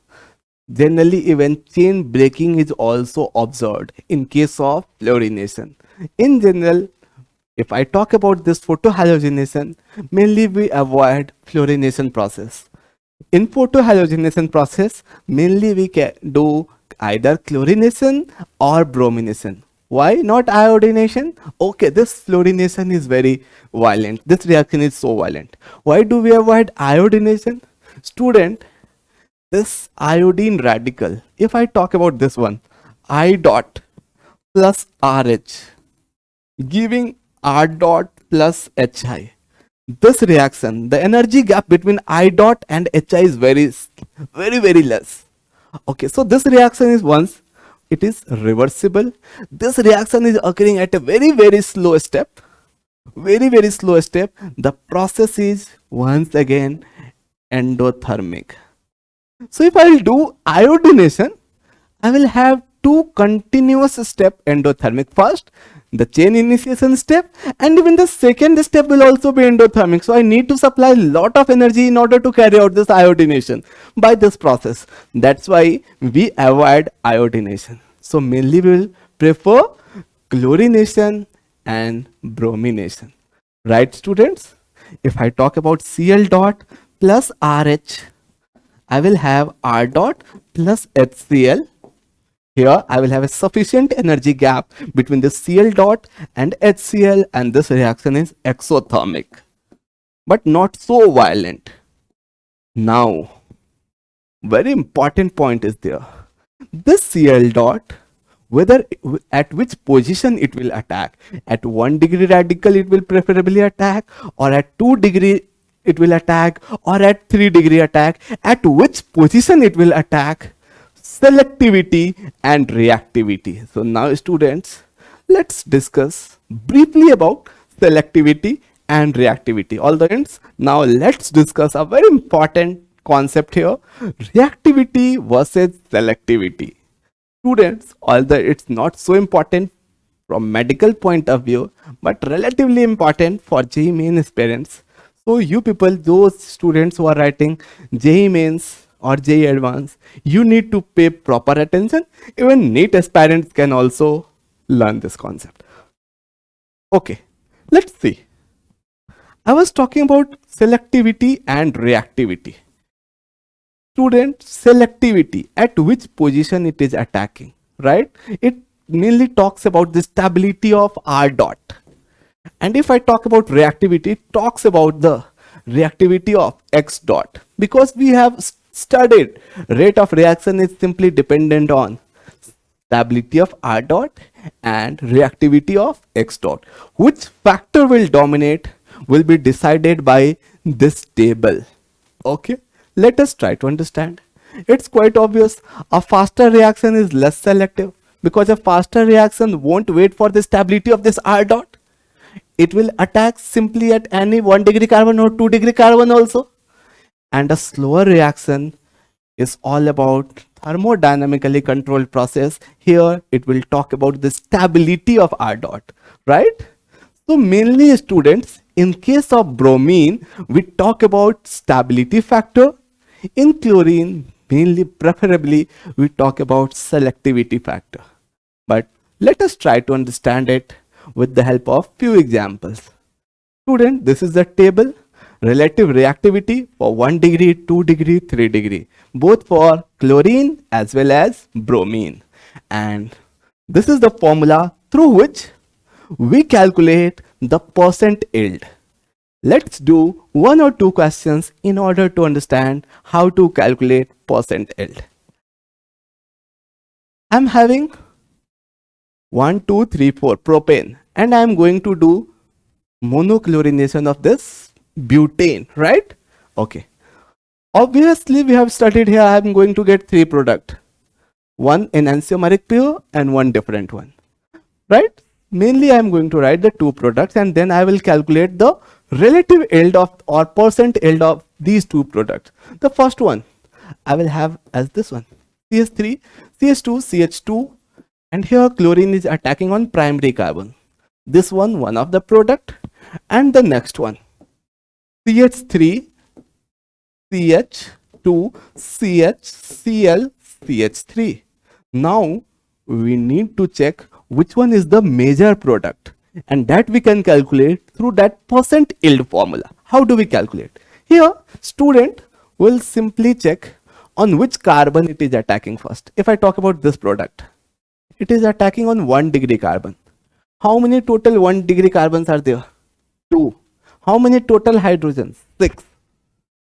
What is the attack, reactivity attack on 1 degree carbon? 1.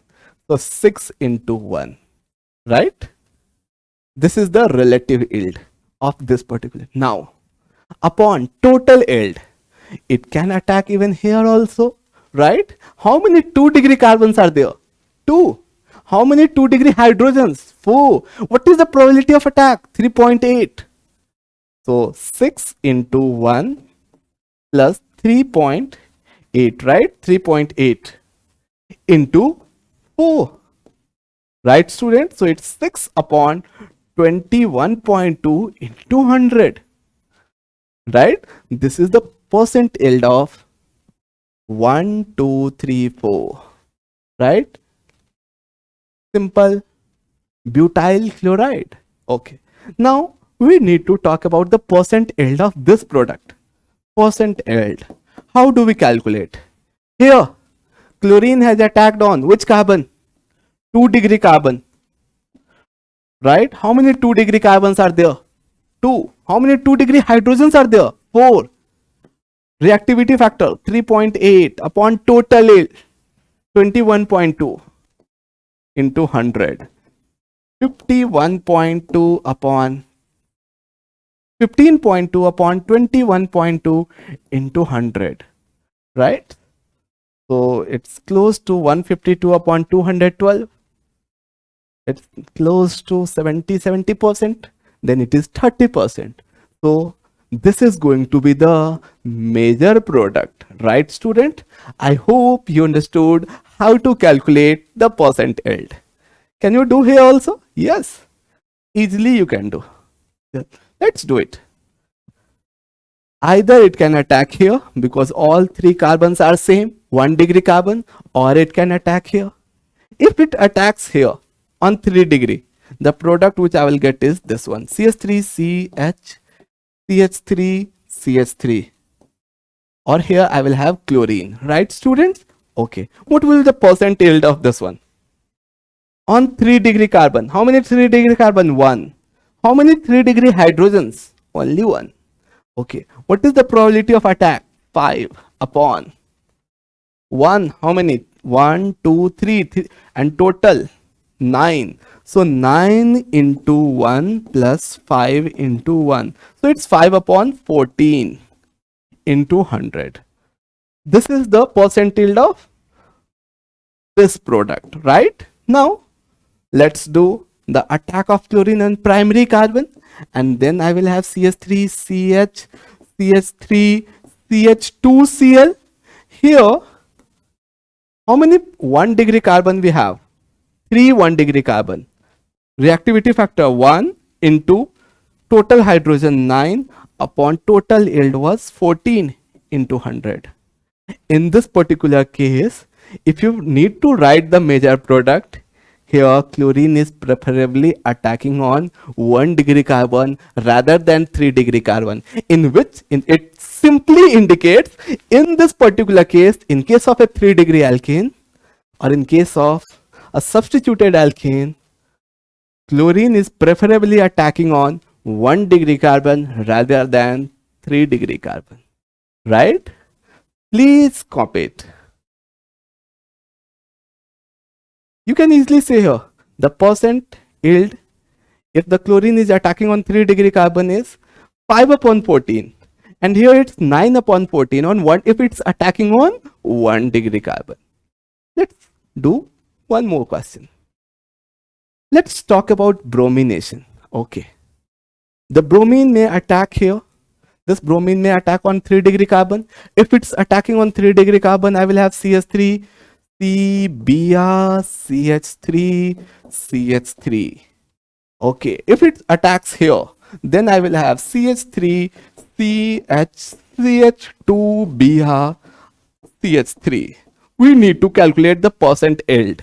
Here, 3 degree carbon, only one carbon, so only one hydrogen.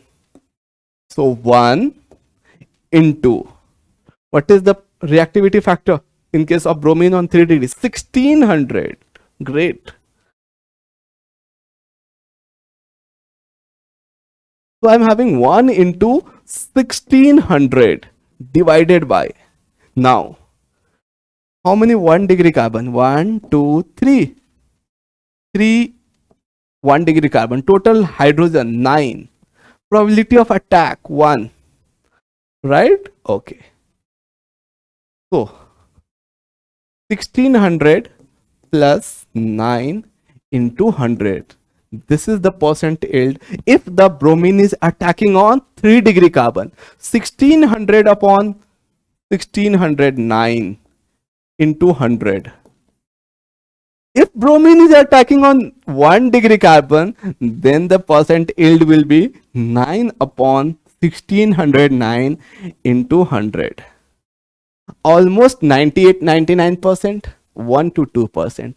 So what's happening in case of bromine? Bromine is preferring stability of R dot rather than reactivity. So bromine is simply selective. Bromine is preferring selectivity. Chlorine sometimes selectivity, sometimes reactivity. For bromine, stability of radical is more important. I hope you understood this one. Students, now we are done with alkane. It's time to move towards alkene. This particular subtopic, hydrocarbon, alkane, alkene and alkyne. This alkene is really important. Most of the questions will be asked from this particular subtopic itself. So we are going to discuss alkene in a detailed way. Let's start with this table itself. We have studied alkene may exhibit geometrical isomers, right? Because of restriction in rotation across a double bond, and because of that we may have two different forms, cis form and trans form. If I in general cis is more polar, more is the polarity, higher is the solubility, right? More is the polarity, higher is the dipole moment. More is the polarity, higher is the intermolecular force of attraction, higher is the boiling point. Stability depends on packing. Trans molecules are more symmetrical, more uniformly packed, will have higher crystal lattice energy, will have higher melting point, will have higher stability. I hope you understood all these things. Dipole moment, polarity, melting points, boiling points, solubility and stability. All these factors we have discussed. Okay, let's move towards GMP of alkene.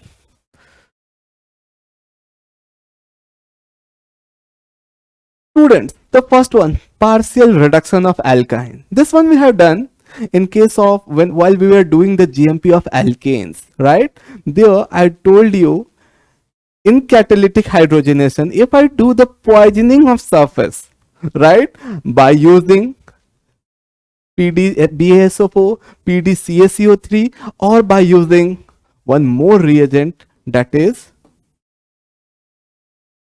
Ni2b. In all such cases, either I use PD/BaSO4, if I use PD/CaCO3, the hydrogenation process will stop at alkene. Alkene will not get further reduced. Let's write these reactions. I'm having, let us assume I'm having CH3, C, triple bond C, CH3. It's treated with H2PdBaSO4. This one is referred as Lindlar catalyst. Lindlar catalyst. What it will do?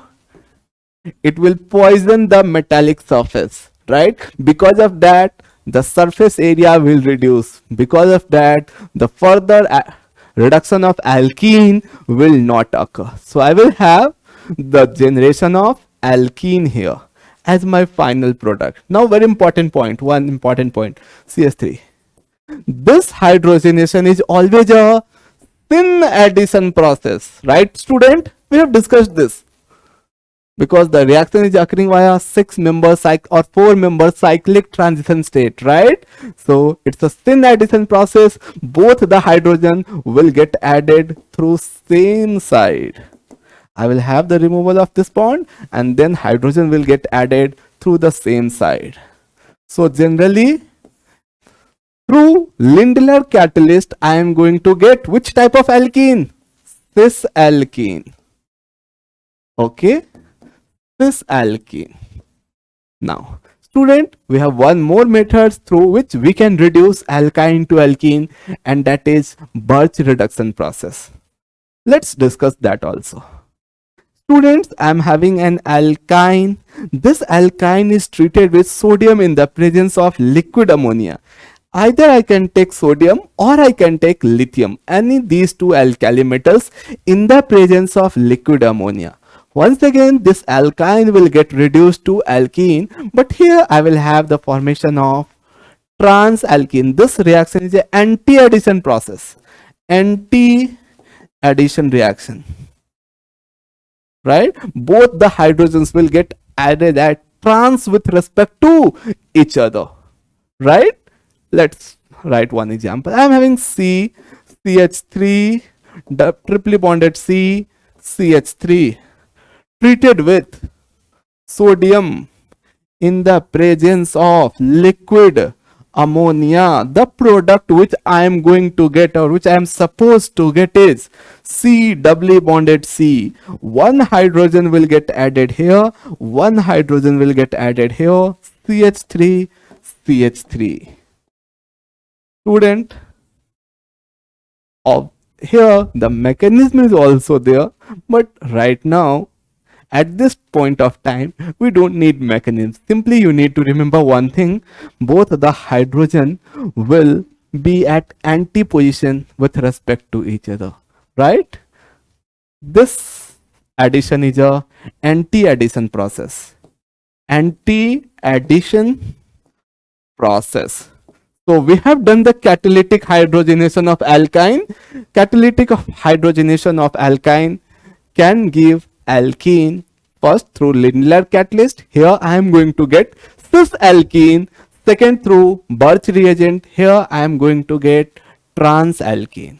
Right? We are going to do this Wurtz reduction in case of aromatic hydrocarbon, but that in the next class. Okay. Students, moving ahead with this general method of preparation of alkene, the next method which we are going to discuss is elimination technique, elimination pathway. Okay, we have discussed this elimination reaction in the previous class itself, that was E1. In E1 reaction, first the carbocation was formed, and in the next step the base was attacking on beta carbon, removing the beta hydrogen, and I was having the formation of alkene.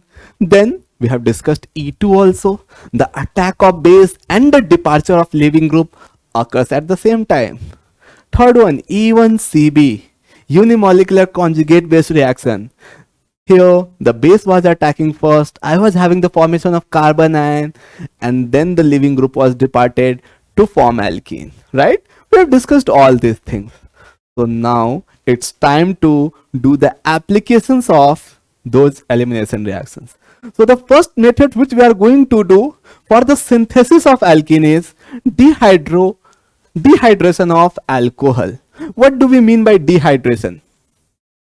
Removal of water. I am having ROH. Removal of water from alcohol to form alkene. This particular process is nothing but dehydration. Now we have different dehydrating reagents through which we can synthesize alkene. Whenever I use any of these dehydrating agents, I am going to get alkene. Will the pathway be same? No. Students, if alcohol is treated with any protic acid like H2SO4, H3PO4, in this particular case, the reaction will occur via E1 pathway. E1 pathway. In E1 pathway, what will happen? First, I will have the formation of carbocation. This carbocation will rearrange and then I will form Sedgef alkene, right? Okay. The next one, P2O5, Al2O3. Here mainly the reaction occurs via E2 pathway through transition state.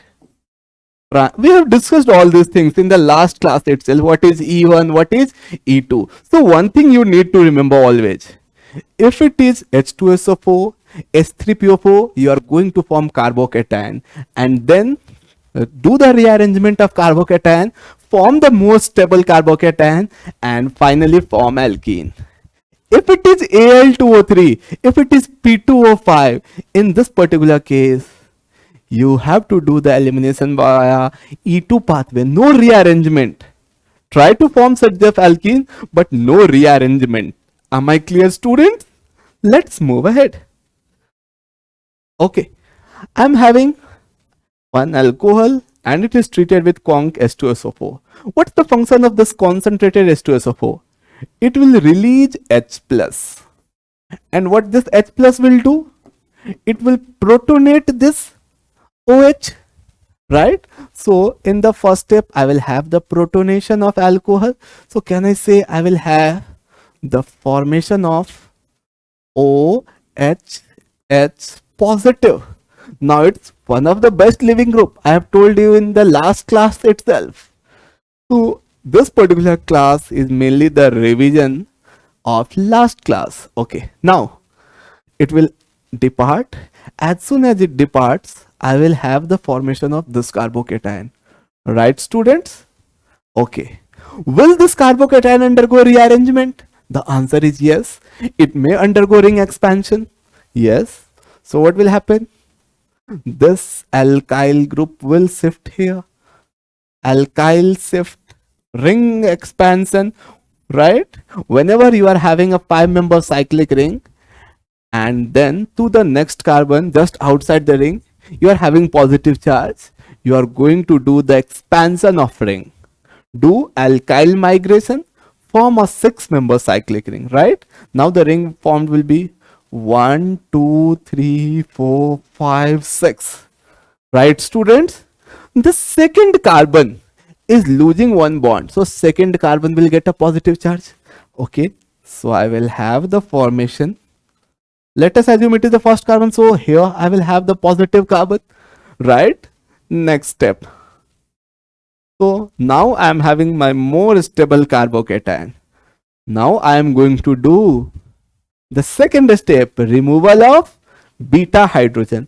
This one is also beta carbon, this one is also beta carbon. Here, since no alkyl group is there, I can remove hydrogen from any of the one beta carbon. I am going to do the deprotonation, loss of proton from this beta carbon, and I will form my product as this one. So this is the alkene formed, right? I hope it is clear. Let's move ahead. The next one, H3PO4. Once again, it's a protic acid. Whenever alcohol treated with protic acid, the first step is the formation of carbocation. Okay. So what it will do? Source of H plus will protonate H plus. I will have the departure. Then I will have, right, student? Okay. Positive charge over here. This one and this one.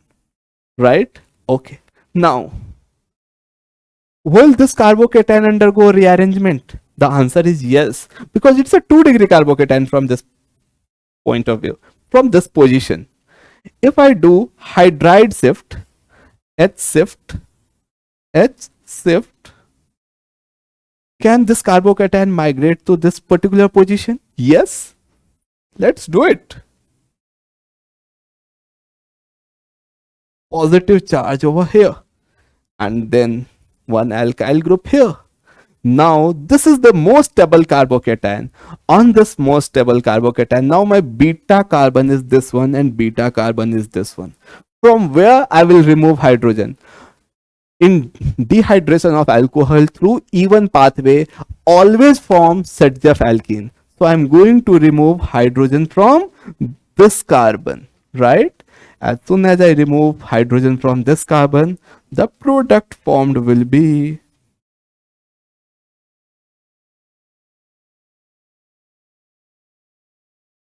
right?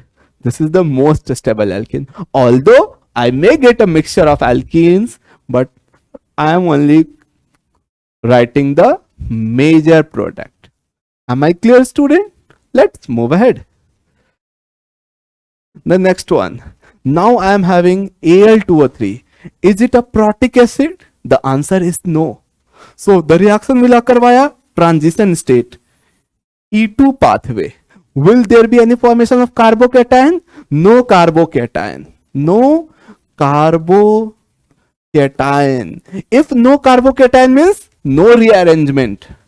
Simply from this position only I am going to do the elimination.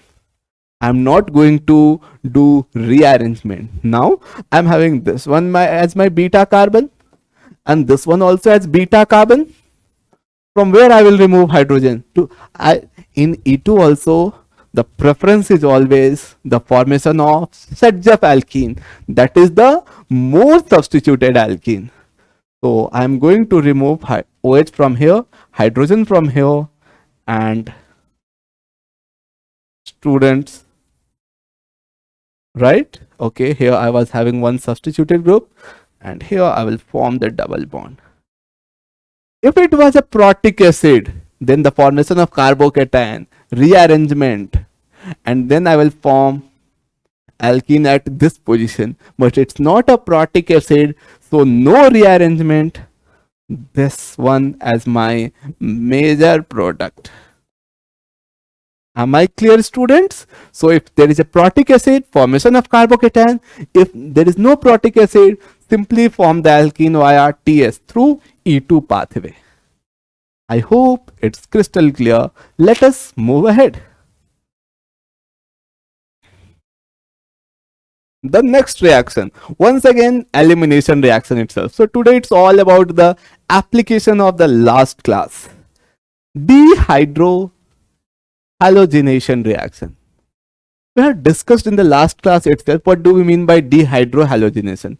Removal of halogen from alpha carbon, removal of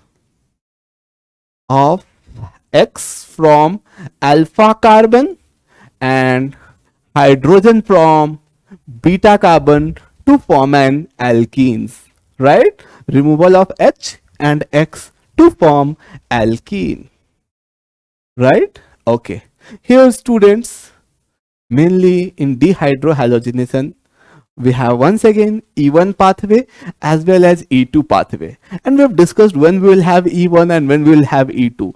If the base is strong, preferably we are going to use E2 pathway. So alcoholic KOH we have discussed, here I will have E2 reaction, right?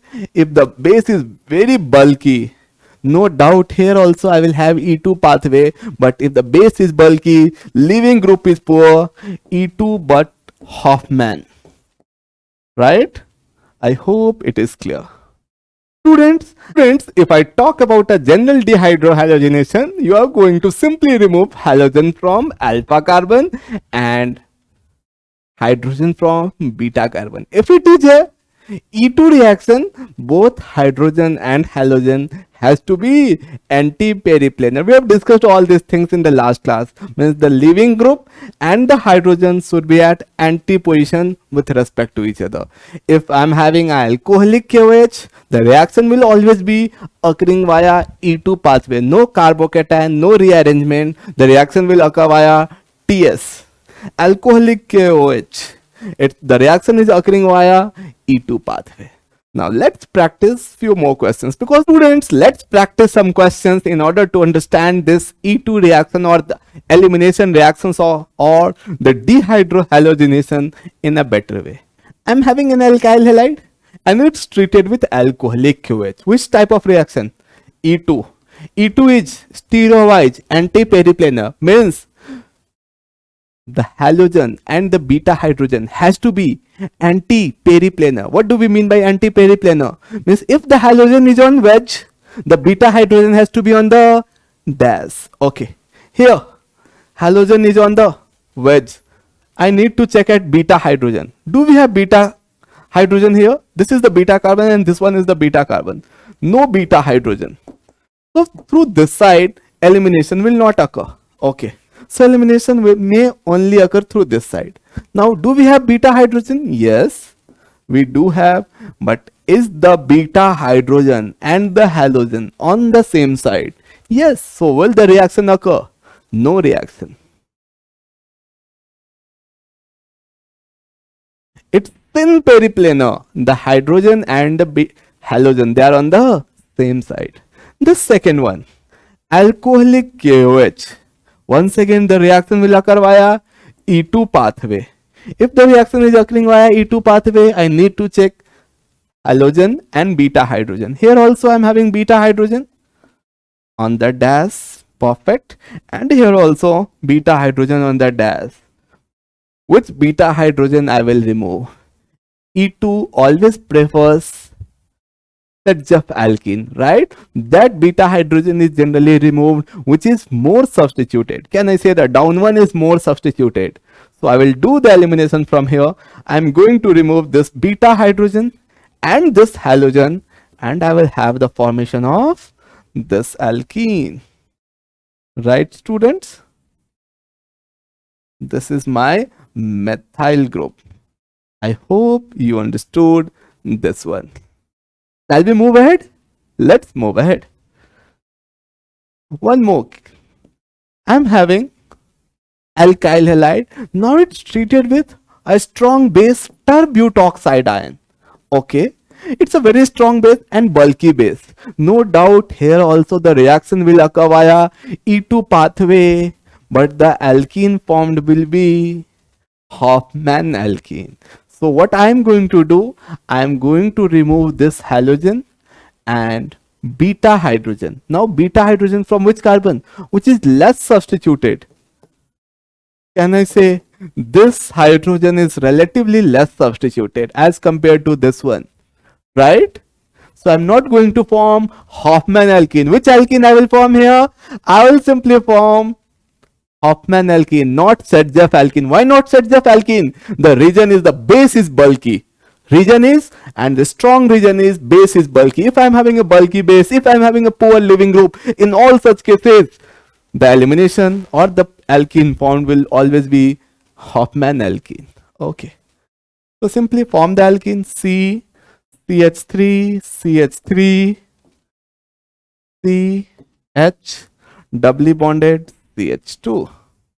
The remaining valency of you can satisfy by hydrogen. So this is the product, right, student?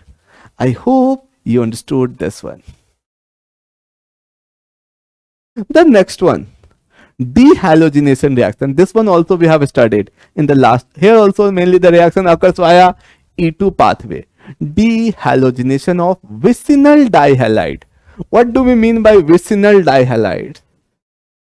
Dihalide on the adjacent carbon is nothing but vicinal dihalides. Two halogens on the neighboring carbon.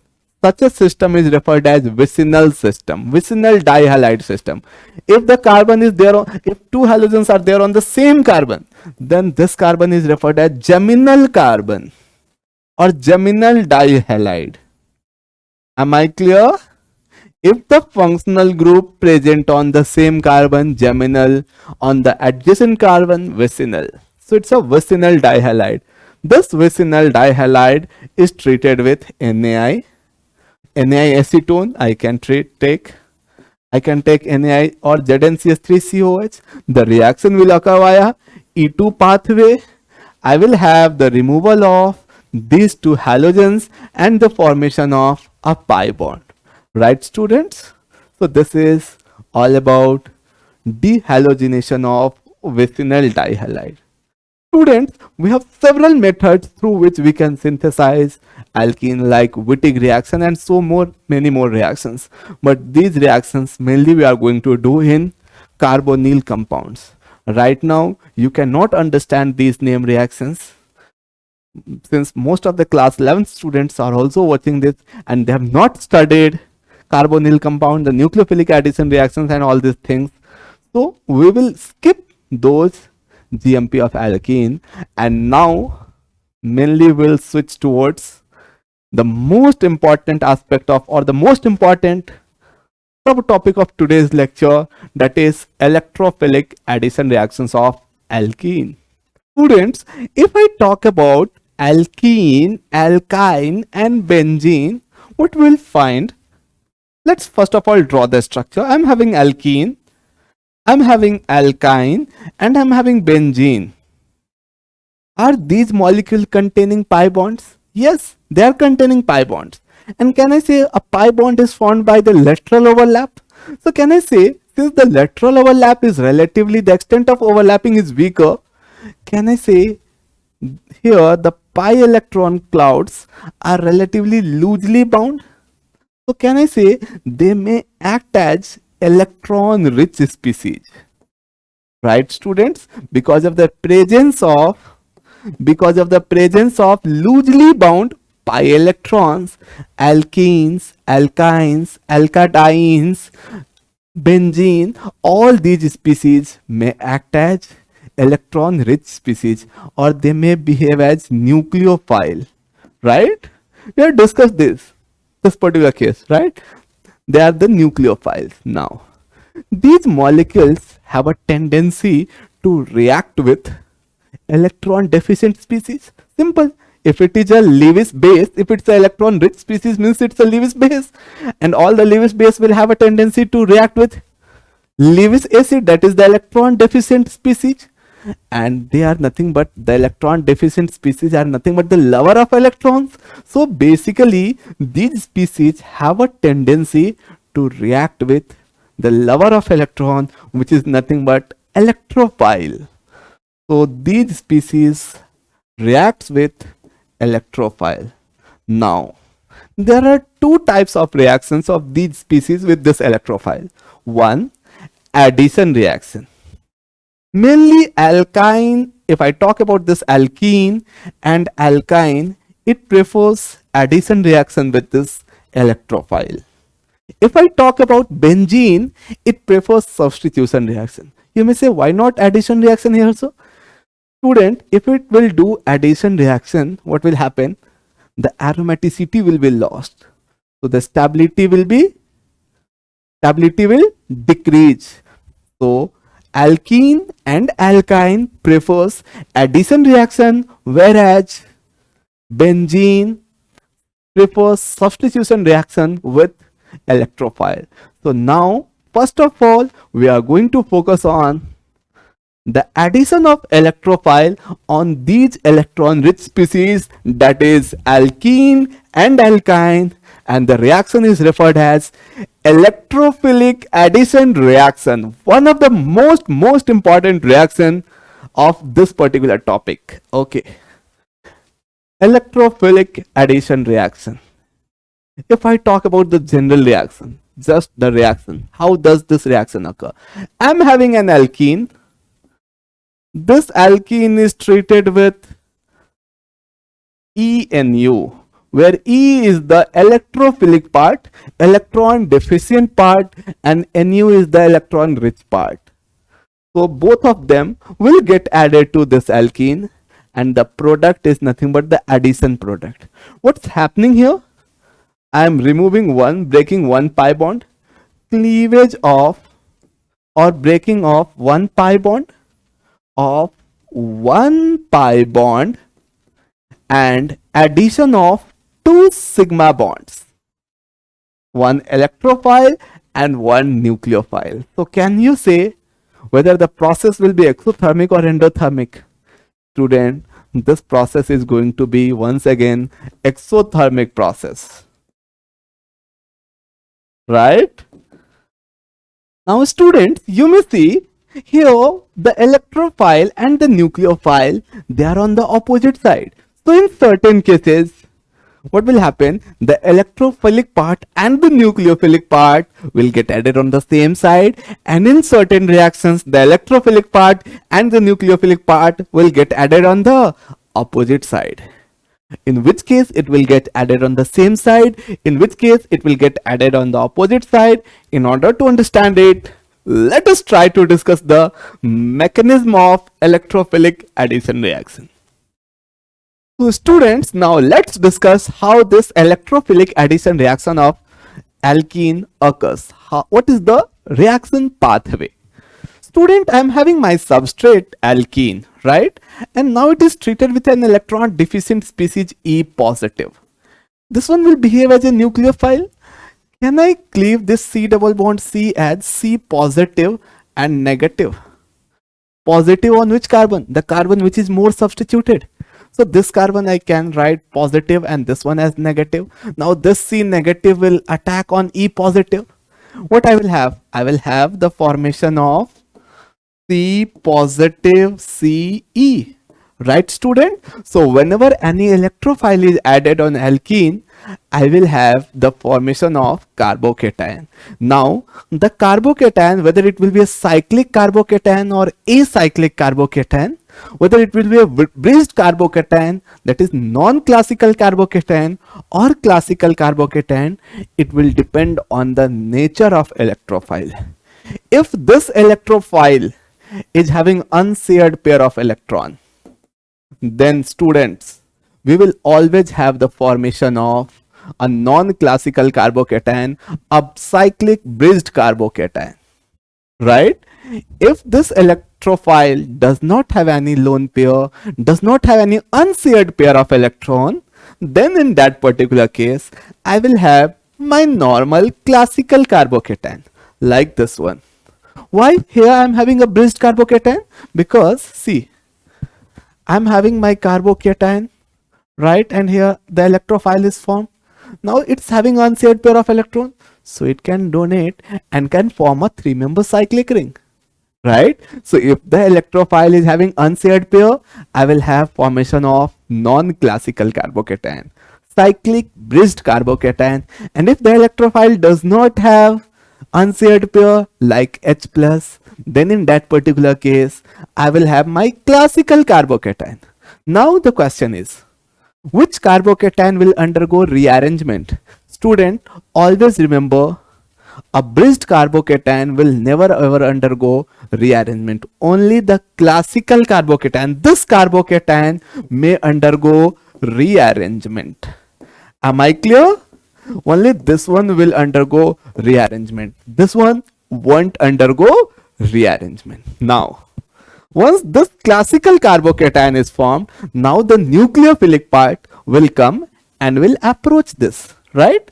Since this carbon is sp2 hybridized, right? And if it is sp2 hybridized, means it is planar. So the nucleophile may approach from the front as well as from the back, right? So how many different products I will get? I will get 2 products from here, right, student? Now here, in this particular case, in case of a bridged carbocation, in case of a cyclic bridged carbocation, student, always remember, nucleophile will approach from the backside. Nucleophile will always approach from the backside. Now, on which carbon it will attack?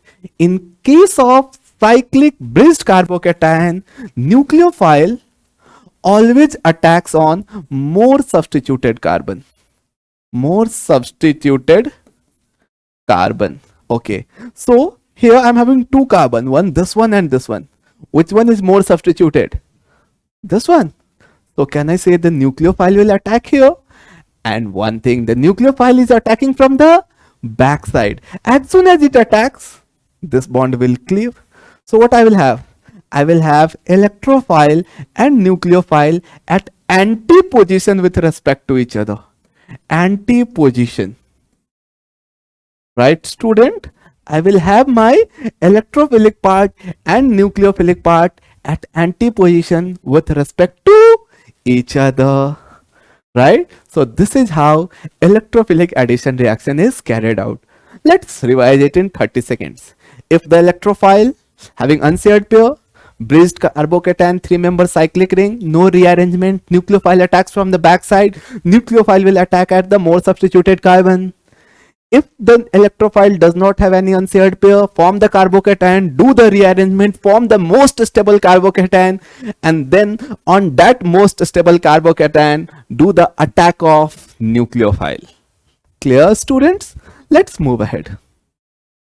Now, If certain molecule is given, like suppose alkene is treated with halogen in the presence of non-polar solvent, how can we understand which one is the electrophilic part and which one is nucleophilic part? Student, if I'm having halogen in the presence of non-polar solvent,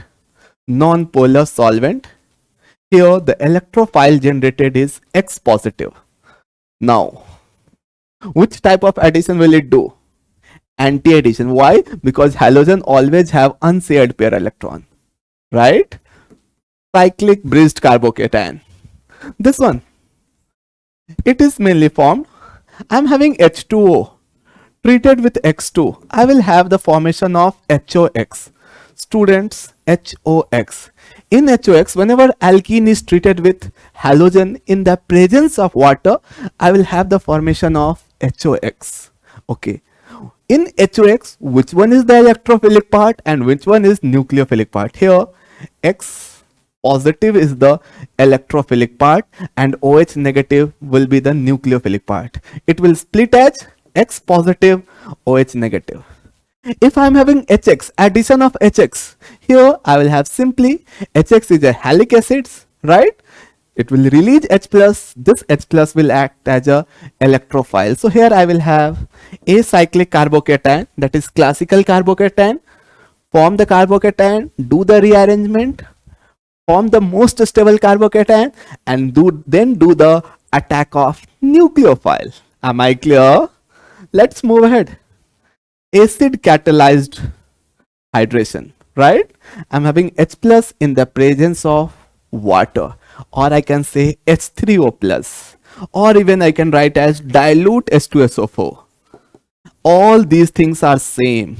Basically, they are the source of H plus. Here, H plus will act as the electrophilic part and H2O will act as the nucleophilic part. Classical carbocation. Form the carbocation, do the rearrangement, and then attack the nucleophile H2O. Am I clear, student? Let's move ahead. First of all, please copy it. Let's do the addition of halogen on alkene. So now we are going to do the electrophilic addition of halogen on alkene. Let's see how this reaction is okay. I'm having one alkene, right? Now it is treated with halogen, not hydrogen, halogen in the presence of non-polar solvent. Non-polar solvent. Student, halogen. Here basically it will split as X plus, X minus. For your convenience, I am writing it. Basically, they will be bonded and one will depart, but for your convenience, one halogen atom will act as electrophilic part, the other one will act as nucleophilic part. Now, is this electrophile having unshared pair of electron? The answer is yes. This electrophile is having unshared pair of electron. And if it is having unshared pair of electron, will I have the formation of a bridged carbocation? Yes. Then will the attack be anti? Yes. So addition of halogen on alkene is always a anti-addition. Stereo wise, both the halogens will get added at opposite with respect to each other, at trans with respect to each other. You can see here, it's a anti-addition. Will there be any rearrangement of carbocation? Not at all, since carbocation is not formed. Here I am having 3 member cyclic halonium ion formation, and then X minus is attacking. Let's discuss the mechanism also in order to understand this reaction in a better way. First, I'm having my alkene. This alkene is treated with X2, acting as a nucleophilic part, attacking here. As soon as it attacks, one of the halogen will depart in the form of X minus. Right, student? So this one is acting as a electrophilic part. Now I'm having the formation of a cyclic halonium ion. This entire ring will have del positive. Now this X minus, I'm having one X minus, this X minus will attack on which carbon? Let us suppose here I'm having R and here one H, here H and H only. Which carbon is more substituted? Can you tell me? Which carbon is more substituted? Can I say this one? So this X minus will come, will attack here from the backside. As soon as it attacks from the backside, this bond will cleave and I will have the formation of vicinal dihalide where both the halogens are at anti position with respect to each other, one up, one down, right? So am I clear? Simple three step. One, addition is always anti, right? I will have the formation of vicinal dihalide. Third most important point, the first halogen, although here the same halogen and halogen is there, otherwise in case of cyclic bridged carbon, the nucleophile attacks on more substituted carbon. Clear, students? I hope it is crystal clear. Let's move ahead. And let's take one example to understand this reaction in a better way. Let us assume I'm having an alkene C, CH3, here H, doubly bonded C, H, H, and it is treated with a compound ICl. Interhalogen compound, right? I have given interhalogen compound, not X2, ICl. Okay, in the presence of a non-polar solvent CCl4. Can you do this reaction? Right? Can you do it? Yes. Now in ICl, which one will be the electrophilic part and which one will be the nucleophilic part? The nucleophilic part will be that one which is relatively more electronegative. Right? So between ICl, can I say all the electrons because of induction will move here? I will have del negative, del positive, right? So this iodine will act as electrophilic part. So first I will have the addition of this iodine. I will have CCI CH3 H H H del positive, right? Now the nucleophilic part will come and will attack. Student, here I am having the nucleophile Cl minus. On which carbon will it attack? It will simply attack on the more substituted carbon. Okay, so I'm having Cl minus. It will come and will attack over here. As soon as it attacks here, this bond will cleave, and now I will have the formation of CH3 C H Cl. Here I will have C, I, H and H. What you are seeing here? Both chlorine and iodine, they are at anti-position with respect to each other. Anti-addition, right? So addition of halogen on alkene yields vicinal dihalides. Right? The nucleophile attacks on the more substituted carbon. The addition is always anti-addition. Okay. Students, this one we have discussed while we were doing the catalytic hydrogenation of alkene. Whenever I am having a cis type of alkene, and if I do syn addition, the product which we will get is meso type, or we can say erythro type. Sort of this H or CH3, let us assume CH3, I can have H, one electrophile, one nucleophile. They are on the same side. Such a system is erythro system. Okay. If I am having a cis alkene and if the addition is anti-addition, just now we were doing the anti-addition. So addition of halogen on alkene, always anti-addition. In that particular case, I am going to get DL type or trio system. Trio. Here I will have racemic mixture. I may get optically active substance where I will have one more product as the mirror image. Cis anti-DL, cis syn meso, trans anti meso, trans syn DL. I am giving you a trick to remember it. Cis and syn, same, they are supporting each other. Always meso. Trans anti, they are supporting each other. Trans means anti, anti means anti. So trans alkene on anti addition will give meso. Now cis alkene, anti addition, trio or DL. Better way, DL. Trans alkene, cis addition or syn addition, transalkene syn addition, DL. Am I clear, student? Let's move ahead and let's practice some question on this concept. I'm having C double bond C, CH3, CH3, H, H, right?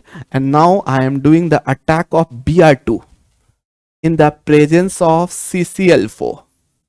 Can you tell me the product? Okay. Which type of alkene I am having? Cis. Which type of addition it is? Anti-addition. Cis anti. Always trio system. So the product which I will get is like this one. CH3. I will draw CH3 here, CH3 here. 1H Br, BRH. And now, since it's optically active, it will have one mirror image. So one of the product will be like this. CH3, right, students? Br, H, Br, CH3. Is this clear? So cis alkene anti-addition always DL mixture. Next, friends, now let's talk about the addition of halogens on alkynes. Till yet mainly we were talking about the addition of halogens on alkenes. Now let's do the electrophilic addition reaction on alkynes also. We'll do it simultaneously. Okay. So I'm having alkyne RC triple bond C bonded to R. It is treated with Br2 in the presence of non-polar solvent. Just like alkene, here also we will have anti-addition, right? One Br will get added over this carbon, one Br will get added over this carbon, right? And let us suppose this reaction has occurred at a rate R1. We need to compare the rate of reactions also. Now I'm having a vicinal dihalide system, right? One Br here, one Br here. Further, this alkene may undergo electrophilic addition reaction. It's treated with one more mole of Br2. Okay. So again I will have Br plus and Br minus. So at this carbon also one Br will get added, and here also I'll have the addition of one Br. So finally the product will be tetrahalide. So alkyne on reactions with 2 moles of halogen will give us tetrahalide system, vicinal tetrahalides. Alkene will yield vicinal dihalides, alkyne will yield vicinal tetrahalide. Now very important point. The second step is occurring at a rate R2. Now you need to tell me which one will be occurring at a faster rate. Step 1, that is alkyne to halide system, vinylic halide system, or vinylic halide system to tetrahalide. Which reaction will occur at a faster rate? Student, if I talk about the second reaction, right? Here I will have, if I add one Br here, I will have a formation of a bridge system like this, right? In the first case, I will have the formation of a vinylic bridged carbocation. Here I am having a sort of alkylic bridged carbocation. Which one is more stable? Obviously this one, right? Am I clear? So here, can I say this reaction, the second step will occur at a faster rate, because vinylic carbocation are relatively very unstable carbocation. Vinylic, phenylic, or a bridged carbocation, these carbocations are really unstable carbocations. Am I clear? So now if I talk about the nature of reaction, halogenation on unsaturated hydrocarbons, that is alkene or alkyne, is always a anti-addition process. It's always anti-addition process. Let's move ahead. I'm having an alkyne. It's treated with sodium in the presence of liquid ammonia. We have studied this reaction, Burst reduction. I will have the formation of CH3, C double bond C, transalkene, right? So CH3 and then H and then H. And now it is treated with Br2 in the presence of CCl4, transalkene Which type of addition? Anti-addition will always give meso system. So the product which we will have is this one, CS3, CS3, HBr, HBr, right? Please copy it and please focus on this particular question. I hope you understood this question. Let's move ahead. Now students, it's time to discuss addition of HOX on alkene. In HOX, which one is the electrophilic part? X positive. Which one is the nucleophilic part? OH negative. Right? Okay. Let's discuss how this reaction occurs. Can you see here also the electrophilic part is having unshared pair of electron? So which type of addition? Anti-addition. Means the both OH and X will be at anti position with respect to each other. Clear?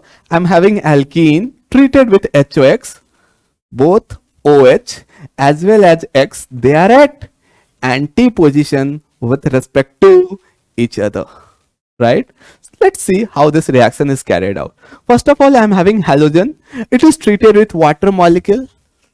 On treatment with water, it leads to the formation of HOX. This HOX, once again, here X will have the electrophilic behavior, OH minus will have the nucleophilic behavior. If I talk about the pathway, how this reaction is carried out, students, these few points are really important. If the electrophile is having unshared pair of electron, the reaction will occur via cyclic bridged carbocation. If it is a cyclic bridged carbocation, will the rearrangement occur? No. So even in the addition of HOX also, we don't get carbocation. We get a cyclic bridged carbocation, right? No rearrangement. Okay. The nucleophile OH minus will attack on the more substituted carbon. OH minus will attack on more substituted carbon. Okay. If I talk about the stereochemistry of this reaction, both X and OH, they will be at anti position, anti addition. One X will get added from the, if X is getting added from the top side, OH minus will get added from the bottom side. Clear? No rearrangement, no carbocation, bridged carbocation, anti addition. Am I clear, students? Please copy it. The addition of H2O and X2 on alkynes. Just like alkene, here also we will have electrophilic addition reaction. Let's discuss it. H2O in reaction with X2 will generate HOX. Here HOX will split as OH negative, X positive. For your convenience, I am writing it like this. Now, it will simply do, first I will have the formation of a cyclic bridged carbocation. Then on this cyclic bridged carbocation, this OH minus will attack from the back side. And here I will have the formation of enol, right? How? Because I am breaking one pi bond. On one carbon, X will get added. Let's suppose here X is getting added because this is less substituted. And the nucleophilic part will get substituted on the, or will get added on the more substituted carbon, right? So this is the product. Now, if you look at this product, can you say it's nothing but the enolic form? And whenever we have enol, it readily undergoes tautomerization to give me keto, right? What I will do? I will simply do the oscillation of this hydrogen from oxygen to this carbon. And now I will have the formation of one pi bond. This pi bond will break. And here I will have the formation of alpha halo ketone. This is one of the product. Now we can do the addition of HOX still here also, because I am having alkene and alkene readily reacts with HOX. Okay, if this alkene is treated with HOX, where the electrophilic part or where the nucleophilic part will get added? Here once again I will have X positive, OH negative. This nucleophilic part will get added on the more substituted carbon, and the electrophilic part will get added on the less substituted carbon. So on more substituted carbon, I will have 2 OH, right? And here I will have 2 X. On the same carbon, 2 X. On the other carbon, I'm having 2 OH. Now students, whenever we have such system, carbon containing 2 OH group, it's highly unstable. It readily loses one water molecule, and if it will lose one water molecule, OH from here and H from here, it will form C double bond O, right? So what I am going to do, R C double bond O CHX2, right? So this is going to be my final product and the major product. Alpha alpha. Why alpha? Because this carbon is the alpha carbon, the neighboring carbon of a sp2 hybridized carbon. Dihalo, 2 halogen group, ketone, right? So this is how we do addition of HOX on alkyne. Alpha alpha dihaloketone. If 1 mole is taken, then I will have simply alpha haloketone. 2 moles taken, then alpha alpha dihaloketone. Clear? Simple. Anti-addition, if 1 mole HOX is taken, alpha haloketone. 2 moles taken, alpha alpha dihaloketone. Let's move ahead. Let's do one question. I'm having an alkene like this, okay, CH3, and now it's treated with H2O/X2. Do it. Can you tell me the product formed here? H2O plus X2, what it will generate? It will generate HOX. This HOX, OH negative, X positive, where this OH negative will get added on the more substituted carbon. So here I will draw a 6-member ring. I'll break this pi bond. Now here on the more substituted carbon, I will add OH. Let's assume this OH is getting added on wedge. So where this halogen will get added? On dash, indicating it's a anti-addition reaction. Am I clear, students? I hope it is clear. One more question. I'm having CH3, okay, C doubly bonded CH. It's treated with HOBr, 1 mole or 1 equivalent. Can you tell me the product here? I'm having only 1 equivalent, not 2 equivalents. So the addition will occur only once. Okay. The electrophilic part here is Br positive. The nucleophilic part is OH negative. The nucleophilic part will get added on the more substituted carbon. This one will get added on the less substituted carbon. If I talk about the product, I will have CH3, COH, doubly bonded CH, Br, right? Now it will readily undergo tautomerization, and I will have finally CH3, C double bond O, CH2, Br. I hope you understood the addition of HOX on alkene as well as alkyne. Let's move ahead. Now students, it's time to discuss addition of HX on alkene. This HX is a source of H plus and X minus. So what is the electrophilic part here? H plus. What is the nucleophilic part here? X minus. Okay. Is the electrophilic part having any unshared pair of electrons? No. So will I have the formation of complete carbocation? Whenever alkene treated with H plus, I will have C positive. Always I will form, or always I will do the addition of this H plus on less substituted carbon so that I get a more stable carbocation. Once this carbocation is formed, it may undergo rearrangement.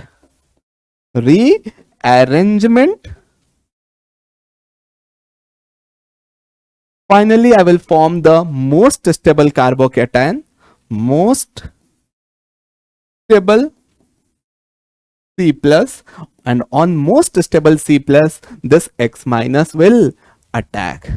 Generally, The species or the halic acids which we take is HCl, HBr or HI. We already know this addition of HF is going to be highly explosive reaction, right? So generally we add HCl, HBr and HI. Let's do it. First, I'm having an alkene, unsymmetrical alkene. It's CH3CH doubly bond CH2. So obviously it's a unsymmetrical alkene, right? Okay, now it's treated with HBr. Once in the absence of light, that is in dark condition, and once it's in the presence of light, right? So it's basically in the presence of photons and in the presence of peroxide. How this addition reaction will occur? Student, if I am talking about the addition of HBr in the absence of light, simply you form the carbocation, you do the rearrangement, form the most stable carbocation, and on the most stable carbocation you will attack X minus, you will attack Br minus. Clear? Form the carbocation, we will have always anion or the nucleophilic part getting added on more substituted carbon. The nucleophilic part will get added to the more substituted carbon here, and such an addition reaction is referred as Markovnikov addition. Nucleophilic part getting added to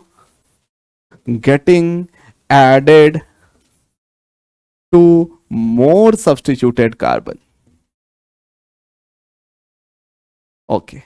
Here, if I talk about the addition of HBr in the presence of light or in the presence of peroxides, here the nucleophilic part, that is Br minus, will get added on the less substituted carbon. You can see here, in this particular case, the Br minus or the Br, basically this reaction occurs via radical pathway.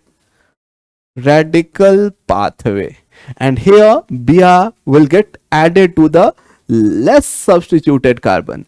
In this particular case, Br is getting added to the more substituted carbon, right?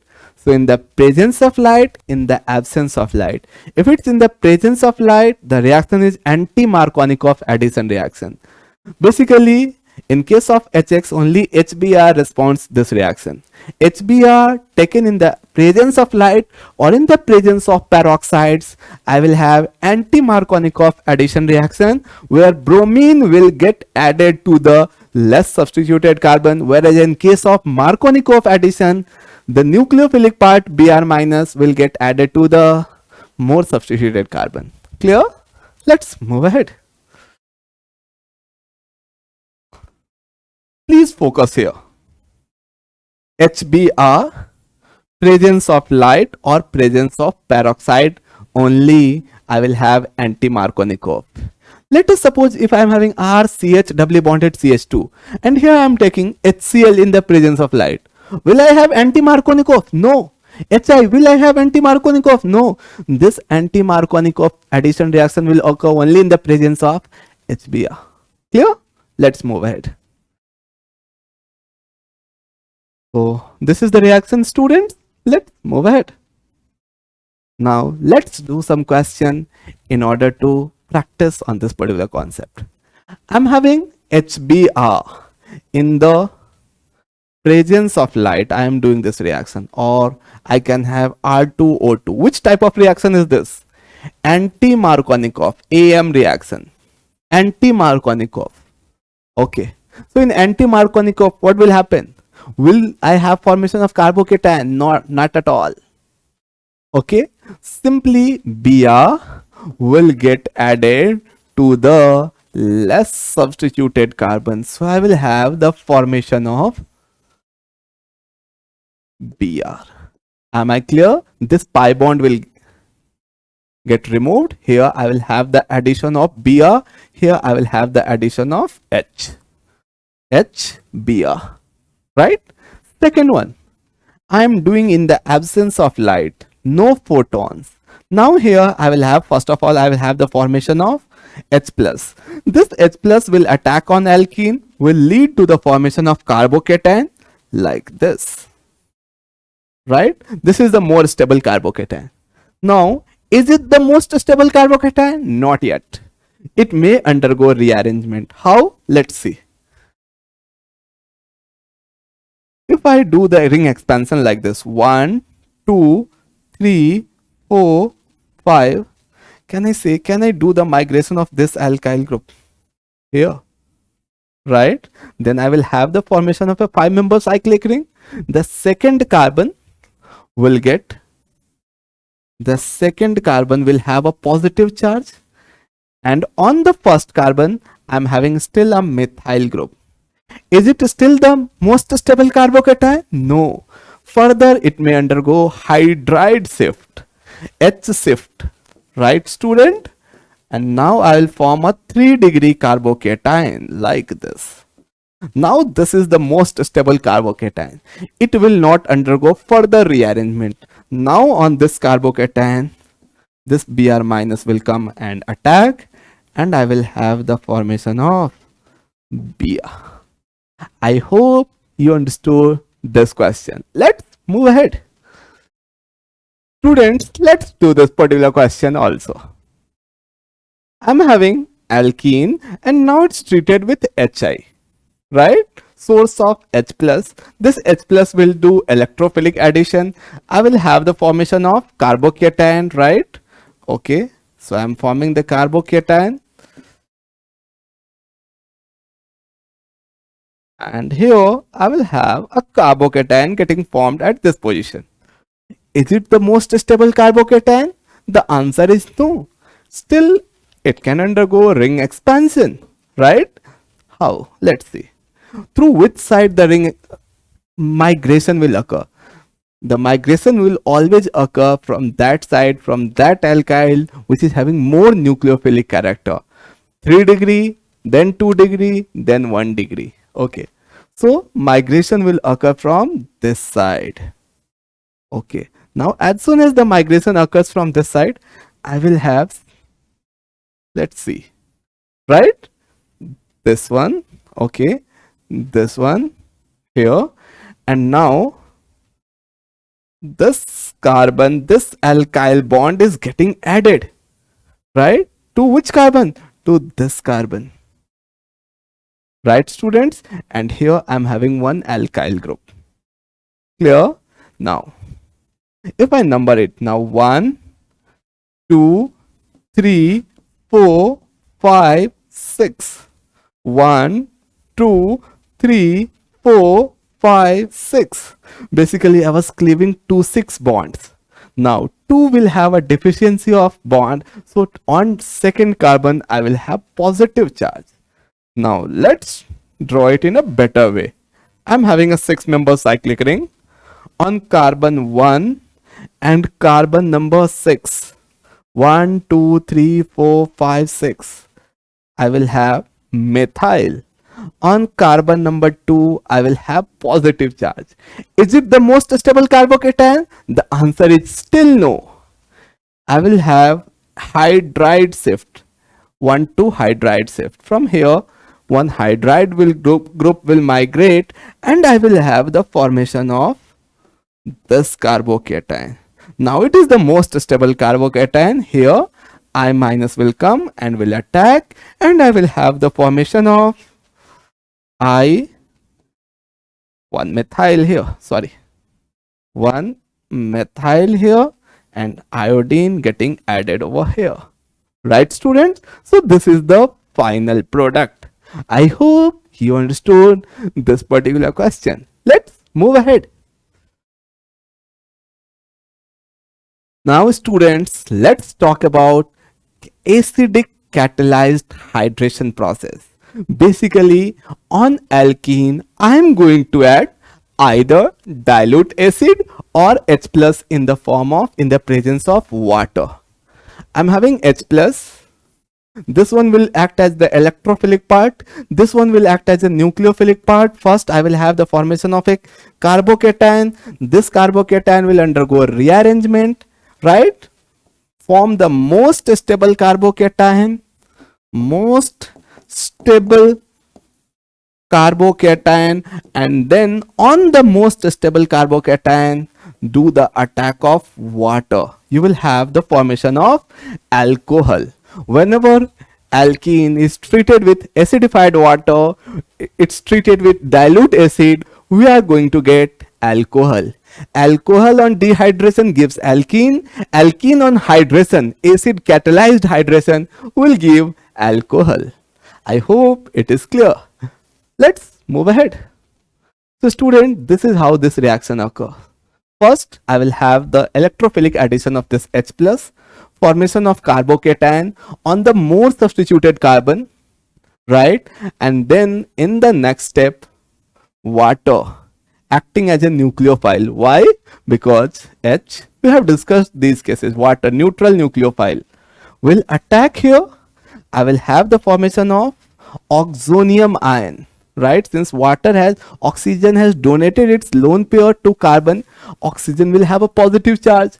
Oxygen cannot bear positive charge, so it will readily undergo deprotonation, and finally I will have the formation of alcohol. Clear students? Let's move ahead. Now let's move to the next reaction, and this one is also highly important reaction of electrophilic addition reaction. This particular reaction is referred as OM-DM reaction, oxymercuration demercuration, oxymercuration, addition of mercury, demercuration. I will have the cleavage of CH-G bond. Let's see how this reaction occurs. I'm having an alkene, right? Now this alkene is treated with HgOAc twice in the presence of water. This water will act as a nucleophile. Okay, first I will have the electrophilic addition of HgOAc twice. This reaction will also occur via formation of cyclic bridged carbocation pathway. How? Let's see. I will have CCHg del positive OAc like this. Okay, this is the cyclic bridged carbocation which I will have first of all. Now on this cyclic bridged carbocation, water molecule will attack, and where this water molecule will attack, it will attack on more substituted carbon. It will attack on more substituted carbon, more substituted carbon. Okay, now let us suppose this carbon is relatively more substituted. So simply water molecule will come and will attack on this particular carbon. As soon as it attacks on this carbon, the cyclic ring will break, and I will have the formation of OH at this carbon and HgOAc on the next carbon, right? OH on one carbon and HgOAc on the other carbon. Both OH and HgOAc will be anti with respect to each other. They will be at anti position. This particular step is referred as oxymercuration. This particular step is oxymercuration. Addition of OH on more substituted carbon, addition of HgOAc on the less substituted carbon. Both at anti or trans position with respect to each other. Now let's talk about demercuration pathway. Students, if I talk about demercuration, basically now I am having COH HgOAc, right? OAc. It is treated with NaBH4. This NaBH4 will do the DM process. The first one was OM, now this one is DM. What it will do? Here I will have simply cleavage of CHG bond, and I will have the formation of CH bond. So I will have OH getting added over here and H getting added over here, right? Let's do one question on this particular concept. Student, I am having a cycloalkene like this, and let us suppose this is the cycloalkene. Now it's treated with HgOAc twice in the presence of H2O, first step, and second step I am having NaBH4. What will happen? I will have in the first step HgOAc and water. They will be at anti position. Where this water molecule will get added? OH. From here I will have the addition of OH. Where this OH will get added? To the more substituted carbon. Okay. Let's assume this OH is getting attached on wedge. So I will have methyl on the dash here. Now I will have the addition of HgOAc on the less substituted carbon. Since OH is on the wedge, this HgOAc will be on the dash. Now it's treated with NaBH4. This sodium borohydrate will do DM process, demercuration. I will have the cleavage of this CHG bond and I will have the formation of CH bond. So this one OH, CH3, and here H hydrogen will get added on the dash. So H, you can see here I am breaking this pi bond, OH and H addition, OH getting added on the wedge, H getting added on the dash. So anti-addition process, sort of Markovnikov addition. The nucleophilic part will get substituted to the more substituted carbon, but no rearrangement. The process is anti-addition, formation of a bridged cyclic carbocation. Okay. Let's do one more method. Alkoxymercuration-Demercuration. Instead of water, if I take alcohol, so basically the reagents which I am taking is HgOAc twice, ROH first step, and in the second step I am having NaBH4. This NaBH4 will do the DM process and this one will do OM process. In the OM process, now if I am having water, the nucleophilic part is OH minus. If I am having alcohol, ROH, so the nucleophilic part will be RO minus. So students, here RO minus will get attached to the more substituted carbon. So RO is getting attached to the more substituted carbon, HgOAc to the less substituted carbon. And in the next step, NaBH4, simply do the demercuration process, removal of CHG bond and the addition of CH bond, and I will have formation of ether. So if I take alcohol as the solvent, I will have the formation of ether. If I take water, I will have the formation of alcohol. I hope you understood what do we mean by oxymercuration and what do we mean by alkoxymercuration. In alkoxymercuration, alcohol, so the nucleophilic part will be RO. Let me take one example. I am having CH3, C doubly bonded C H H. Okay, here it's treated with HgOAc twice, CH3OH in the first step, and next step it's treated with NaBD4. Okay, NaBD4 will be a source of D minus. Okay, let's do this question. So first step, what is the nucleophilic part here? CH3O minus. So this nucleophilic part will get added to the more substituted carbon. Which is the more substituted carbon? This one. So I will have COCH3, CH3, right? This one C. Now here I will have the addition of HgOAc, anti with respect to OCH3 and H, right students, and one H. Okay.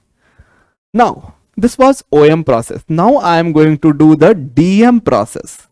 In the DM process, NaBD4 source of D minus, this D minus will remove this bond and I will have the formation of CD bond. So the compound finally formed will be CH3COCH3 H, C, here H, here H, and here I will have D.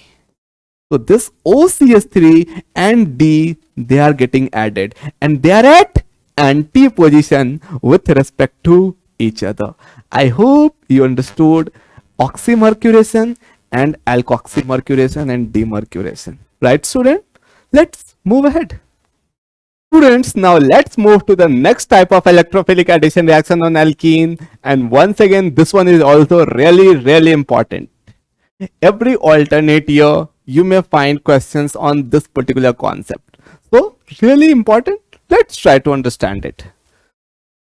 The name of this reaction is Hydroboration-Oxidation reaction. Okay, here itself it's written syn addition. What do we mean by syn addition here? We'll try to understand. Let's see. I'm having an alkene. Okay, let me take one example. I'm having CH3. Okay, CH3 and doubly bonded CH here. This is the alkene which we have. Now it is treated with BH3 / THF tetrahydrofuran, or we can say even B2H6, because BH3 readily undergo dimerization and it will always be there in the form of B2H6. In the second step, step 1, second step, I will have H2O2 / OH minus. Student, the product which we'll get is like this. C doubly, now this double bond will break, so I will have C single bond C, CH3, CH3. Now from here, I'll abstract one H and one OH. Student, this particular addition reaction is anti-Markovnikov addition reaction. So the nucleophilic part OH minus will get added to the less substituted carbon. So which carbon it will get added? It will simply get added to this carbon OH. Now this hydrogen will get added to the more substituted carbon.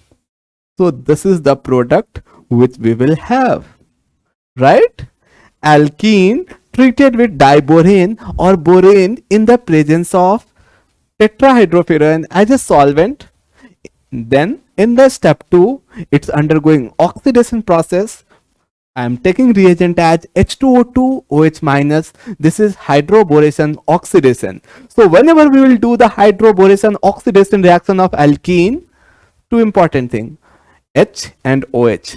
OH will get added to the less substituted carbon. So the reaction is anti-Markovnikov. Now the stereo part, this H and OH is getting added on the same side. So the reaction is a syn addition reaction. Both H and OH will get added on the same side. OH, the nucleophilic part, will get added to the less substituted carbon. I hope you understood it. Let's discuss the mechanism also. A little bit of mechanism. Basically, this reaction occurs in two different steps. Step 1, BH3 first of all reacts with alkene. If I talk about this addition of BH3 on alkene, let's do it. I can cleave it like BH2 and H. Now student, between hydrogen and boron, which one is more electronegative? Which one is having higher electronegativity?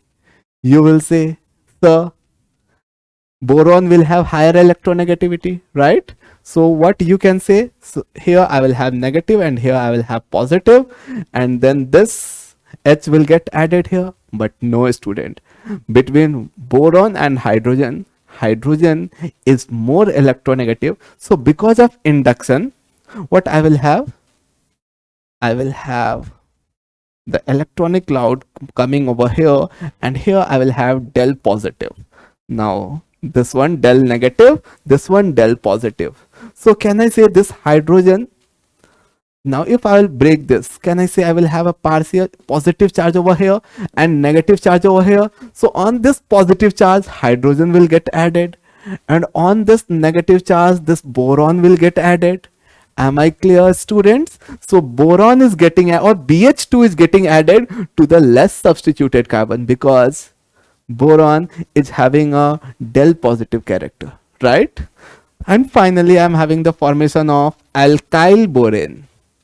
It will further react with alkene, and finally I will have the formation of trialkyl boron. Now one more important point. Why this reaction is a syn addition reaction? We can understand it like this.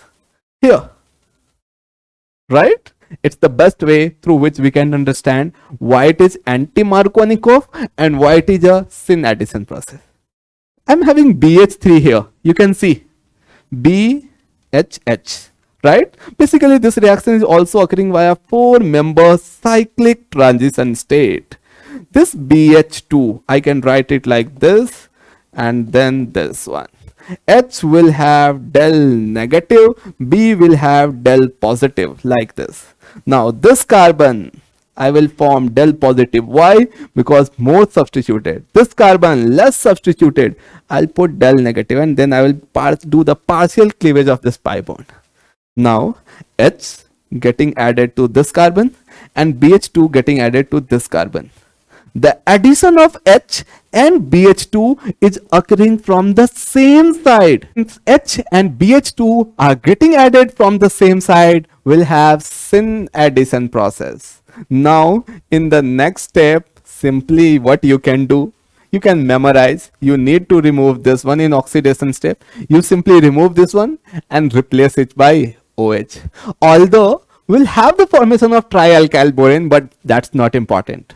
The important thing is simply add OH to the less substituted carbon, add H to the more substituted carbon. Why? Because here I'm having a 4-member cyclic transition state, and this transition state is more stable, right? So if I summarize this hydroboration-oxidation reaction, simple, 2-step. First step, addition of boron. Second step, oxidation reaction, basically removal of this CB bond, right, and addition of OH over here. Let's see. I'm having trialkyl boron getting first formed, and now it's undergoing oxidation to form ROH. If I simply summarize it, anti-Markovnikov addition, anti-Markovnikov addition. Second one, syn addition. Both H and OH getting added on the same side. OH will get added to the less substituted carbon, H will get added to the more substituted carbon. Am I clear, students? Let's move ahead. Students, now let's do OMDM, or acid-catalyzed hydration of alkynes. Okay. Students, I'm having a alkyne. Perfect. It's treated with H2SO4, dilute H2SO4, and in the presence of HgSO4, the product which I will get is ketone. How does this reaction occur? Let's try to understand. First, this alkyne is treated with HgSO4. This one is acting as a catalyst. It initiates the reaction. Okay. Now if it's acting as a catalyst, I will have the formation of a bridged carbocation, right? On this bridged carbocation, first water molecule will attack as a nucleophile. We have studied it. This water will attack to the more substituted carbon. This bond will cleave, and I will have the formation of sort of enol, right? Now this H2SO4, what it will do, it will break this CHG bond, and here I will have the addition of hydrogen. Finally, I will have my perfect enol getting formed here, and now this enol will undergo tautomerization to form ketone. If I take one example, let's suppose I'm having CH3, C triply bonded CH. It's treated with H2SO4 in the presence of HgSO4. This HgSO4 is always taken here in acid catalyzed hydration and heated. Okay. Even if we don't heat, no problem. Now, first, what will happen? I will have finally the addition of H and OH, right? So what I am going to do? I am going to add OH on the more substituted carbon. So here COH. There is, once again, it's a anti-addition process. So okay, so I'm adding OH over here. I will have doubly bond, and then I will have CHG over here, and H and H. Yeah, that's it. Now it's treated with H2SO4. This H2SO4 will break this CHG bond. I will have the formation of CH3 COH, doubly bonded CH and H. Now it will readily undergo tautomerization to form propanone. Am I clear, students? Okay, let's move ahead. So students, till yet mainly we had discussed the electrophilic addition reaction on alkenes as well as alkynes. Now it's time to discuss the electrophilic addition reaction on conjugated diene system. Okay, I'm having a conjugated diene system. Electrophilic addition reaction on conjugated diene. Okay, how does this reaction occur? Let's see. I'm having a conjugated diene system, right?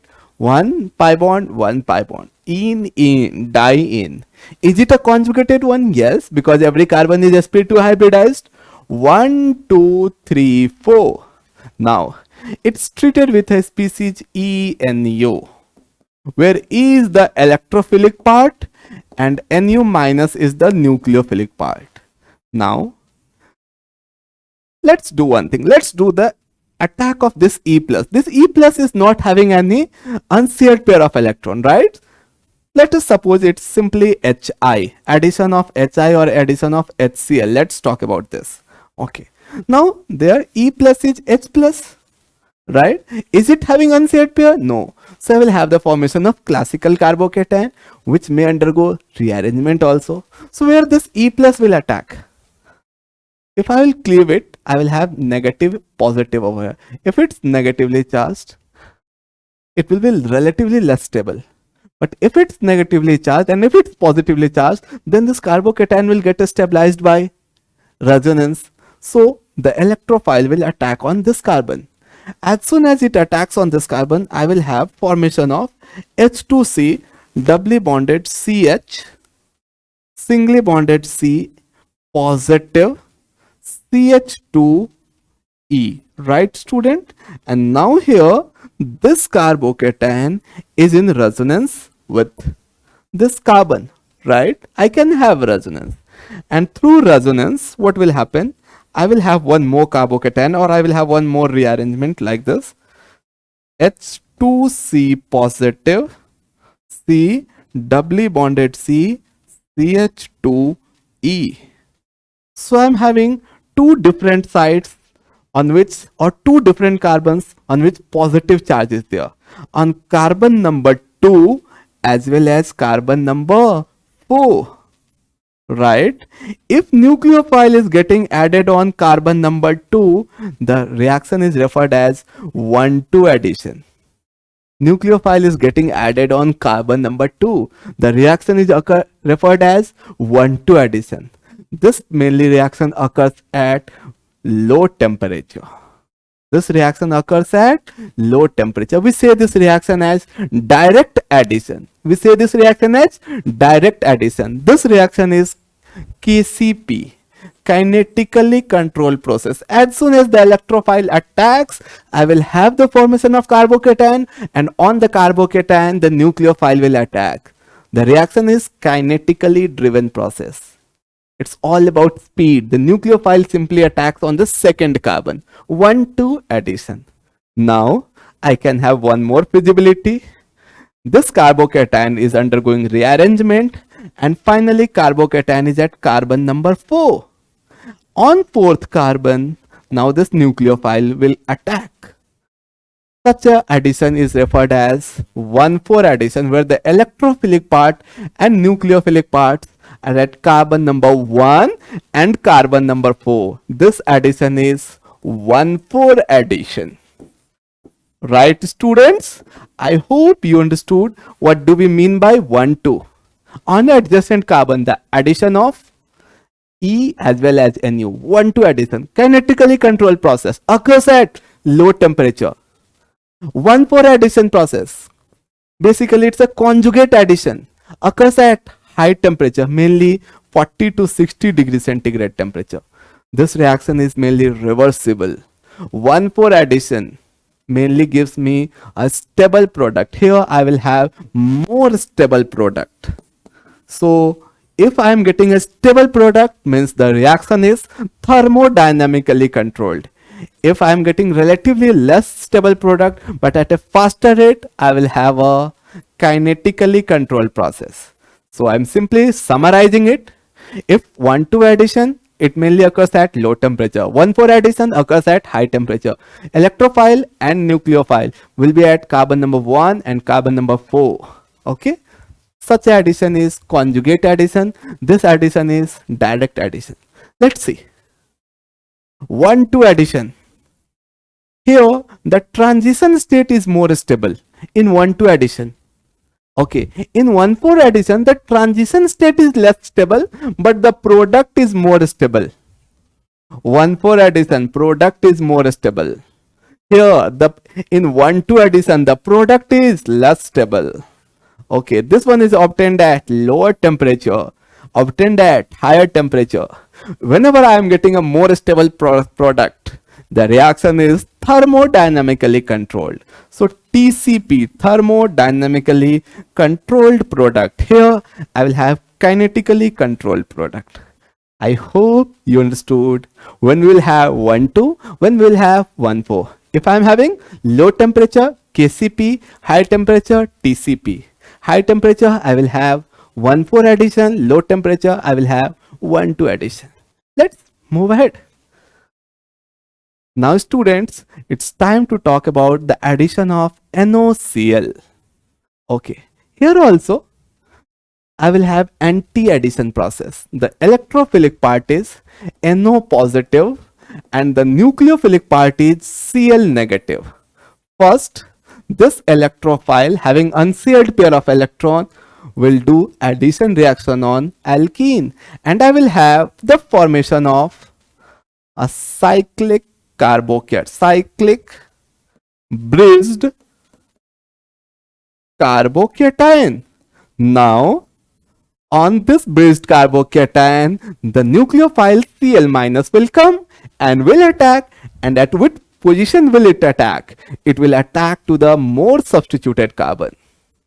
Right? So it's attacking to the more substituted carbon. As soon as it attacks, this bond will cleave. Student, always remember, whenever we have a cyclic bridged carbocation, the addition is anti. Both NO and Cl, they will be at anti position with respect to each other. Right? So this was all about the addition of NOCl. Let's move ahead. I hope you understood this. Whenever we do electrophilic addition of NOCl, NO positive the electrophilic part, Cl negative the nucleophilic part, I will have bridged cyclic carbocation, right? The addition will be anti-Markovnikov. Okay, the addition is anti, stereo wise, regio wise, it's a Markovnikov addition, right? Is it clear, student? Let's move ahead. Students, we have a very important reaction. Till yet, mainly we were doing the addition reaction or electrophilic addition reaction. Now it's time to do substitution reaction of alkene. We have studied the substitution reaction of alkane, photohalogenation. Here also, we are going to do the halogenation of alkene by substitution. Okay. The reagent mainly taken here is NBS. N-bromosuccinamide or NCS, N-chlorosuccinamide. Basically, they are the source of Br dot and this one is the source of Cl dot. So the reaction will occur via free radical pathway, simply what you need to do, you need to do allylic substitution. At allylic carbon, simply replace one hydrogen and add this Br. Let's see. I'm having C double bond C, C, C. Okay. And let us suppose here I'm having Me, Me, and Me. No hydrogen. Now it's treated with NBS. What you are going to do? Simple, very simple. Can I say this particular carbon is allylic carbon and it's having hydrogen? So what will happen? It will replace one of the hydrogen, and here I will have the attack of X dot, that is Br dot, and I will have the formation of allyl halides. If it's NBr, I will have allyl bromide. If it's NCS, I will have allyl chloride. I hope you understood this one. Moving to the next reaction which we have on the screen. Hello.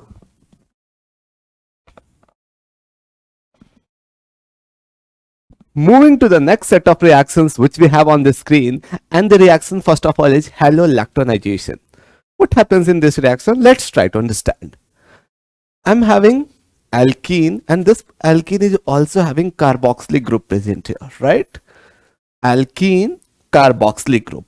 It's treated with a base NaHCO3. What is the function of base, student? The function of base is to snatch acidic hydrogen, right? So am I clear what this base will do? HCO3 minus as a base will snatch this acidic hydrogen. So can I say here I will have H2C double bond C, H, CH2, CH2, CH2, C double bond O, O negative in the first step. Now in the next step, students, I am having X2. X2 will react with which species? It is going to react with alkene, right? And as soon as it reacts with alkene, what will happen? I will have simply here what I am going to do, I am going to erase this double bond and I am going to do anti-addition, right? Let's do the anti-addition process itself. I will have 1x here and 1x here, right? Now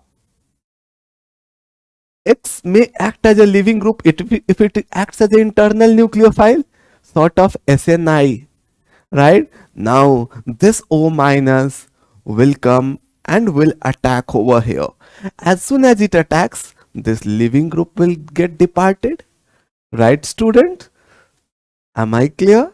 So what I will have? I will have a 5-member cyclic ester, and on this particular carbon I will have a group connected CH2X.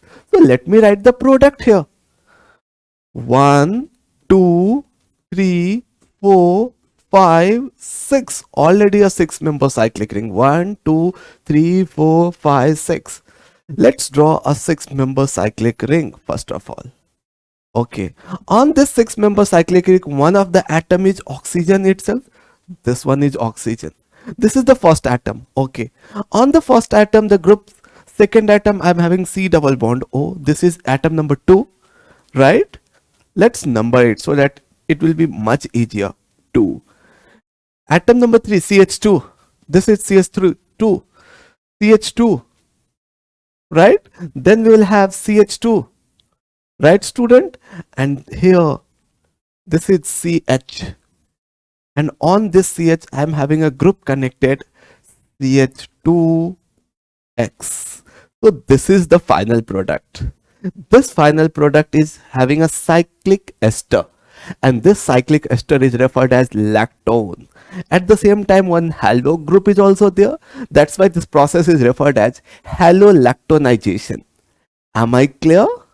Is the product clear? First, acid-base reaction, generation of nucleophile from here. This nucleophile, now in the second step, this halogen will do anti-addition on alkene. One halogen up, one halogen down, right? This pi bond will go. Now, this O negative will do internal attack, halogen will get departed. I will have the formation of a cyclic ester. This cyclic ester is referred as lactones. Is it clear now? Let's move ahead. Addition of carbene. Students, whenever carbene is added to alkene, we get a 3-member cyclic ring. It's simply a addition reaction. Let's see how. CH2, CH2, and now it is treated with diazomethane. Diazomethane, whenever heated strongly, basically we get CH2 and a carbene like this. This carbene is nothing but a triplet carbene. And this triplet carbene, what it will do? It will do addition reactions with this pi bond and will form a 3-member cyclic ring. So whenever carbene reacts with alkene, we will have formation of 3-member cyclic ring. Am I clear? Whenever any carbene is heated strongly with alkene, we will have formation of 3-member cyclic ring. Let's move ahead.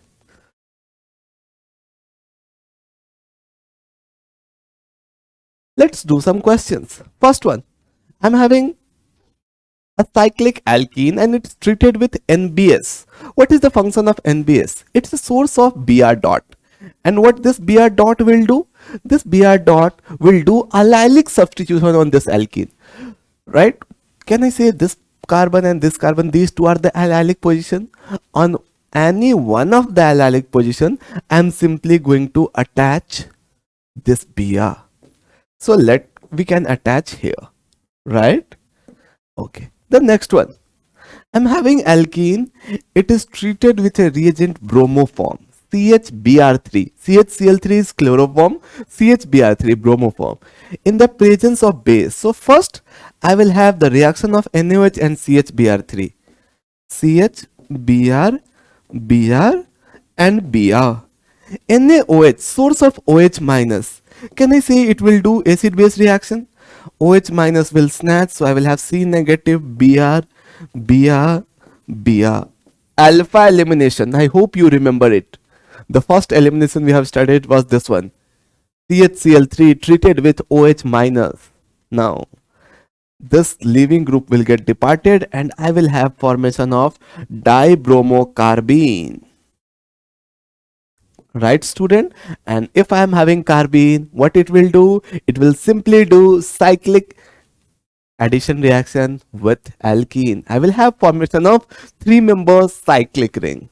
So now I'm having C, Br, Br and unshared pair of electron. So now it can simply, the product formed will be like this. And here Br and Br on this carbon, right? So this is the product which we will get. I hope this question is also crystal clear to you all. Please comment. First, I was having CHBr3. CHBr3 treated with OH minus, formation of carbene, and carbene on reaction with alkene will form a 3-member cyclic ring. Is that clear, students? Let's move ahead. Yeah. The next reaction, ozonolysis, a highly important reaction of alkene. And now we have moved towards the oxidation reaction of alkene and alkyne. We'll discuss all the reactions of alkene and alkyne simultaneously. We have done electrophilic addition reactions of alkene as well as alkyne. Now we are going to do oxidation reaction of alkene and alkyne. Okay, let's first of all talk about alkene. Student, ozonolysis, basically O3, right? I'm simply giving you a shortcut how to do the questions related to ozonolysis. Mainly ozonolysis occurs in two different medium. One, oxidative medium, oxidative condition, and the other one is reductive medium. Reductive medium. Okay. In the oxidative, how will you find which medium is the oxidative medium? If you are given a reagent like this, O3 O3H2O2 slash OH minus. This is always an oxidative medium. If you are even given O3H2O, this is also oxidative ozonolysis. So if you find these reagents, you have to do oxidative ozonolysis. If you find this one, O3ZnH2O, now the ozonolysis is going to be a reductive ozonolysis. Now what will be the product in oxidative ozonolysis and what will be the product in reductive ozonolysis? Let's try to find out. So let's try to find out how do we do oxidative ozonolysis and how do we proceed with reductive ozonolysis.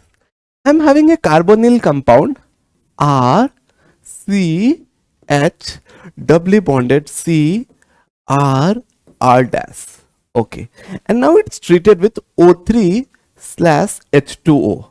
Which type of ozonolysis is this? Oxidative ozonolysis. Now what you have to do in oxidative ozonolysis? First, cleave this bond. Okay, add oxygen on each doubly bonded carbon. So I have cleaved this bond RCH doubly bonded O, because oxygen divalent, so it will get connected to carbon via double bond. Plus this doubly bonded carbon will also get one oxygen, C double bond O R R dash. Now check whether the ozonolysis is oxidative ozonolysis or reductive ozonolysis. Student, if it's oxidative ozonolysis, now you need to replace H by OH. If the carbonylic carbon is having hydrogen, that hydrogen will get replaced by OH. If the carbonylic carbon is having hydrogen, that hydrogen will get replaced by OH. So I will put one oxygen here. So if it's the oxidative ozonolysis, what is the product I am getting? One carboxylic acid and one ketone. Here, will it get oxidized further? No, it does not have any. This carbonylic carbon is only containing alkyl group. Am I clear, student? Is this clear? Yes. Let's do one more class. Now if I am having R, C, the same species, and C, R, R dash, and now I am treating it with O3 Zn H2S.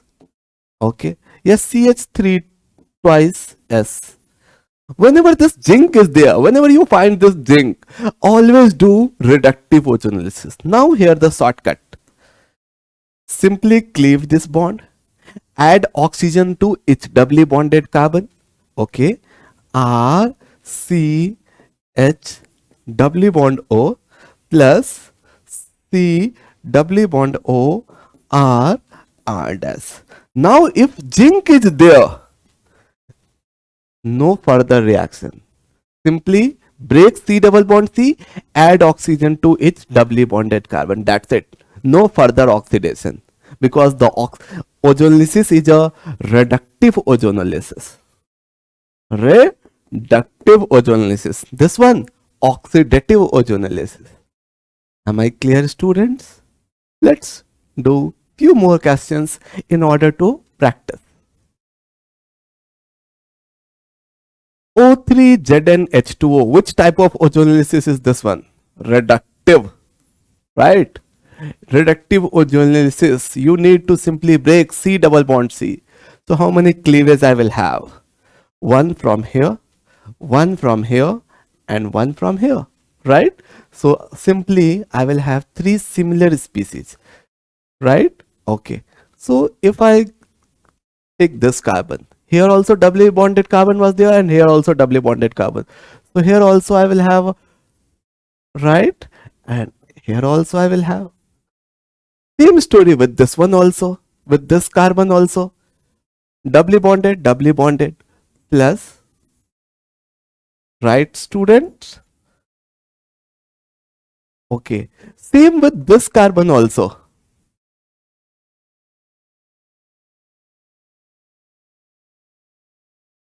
So what's the product I am getting? 3 moles of glyoxal.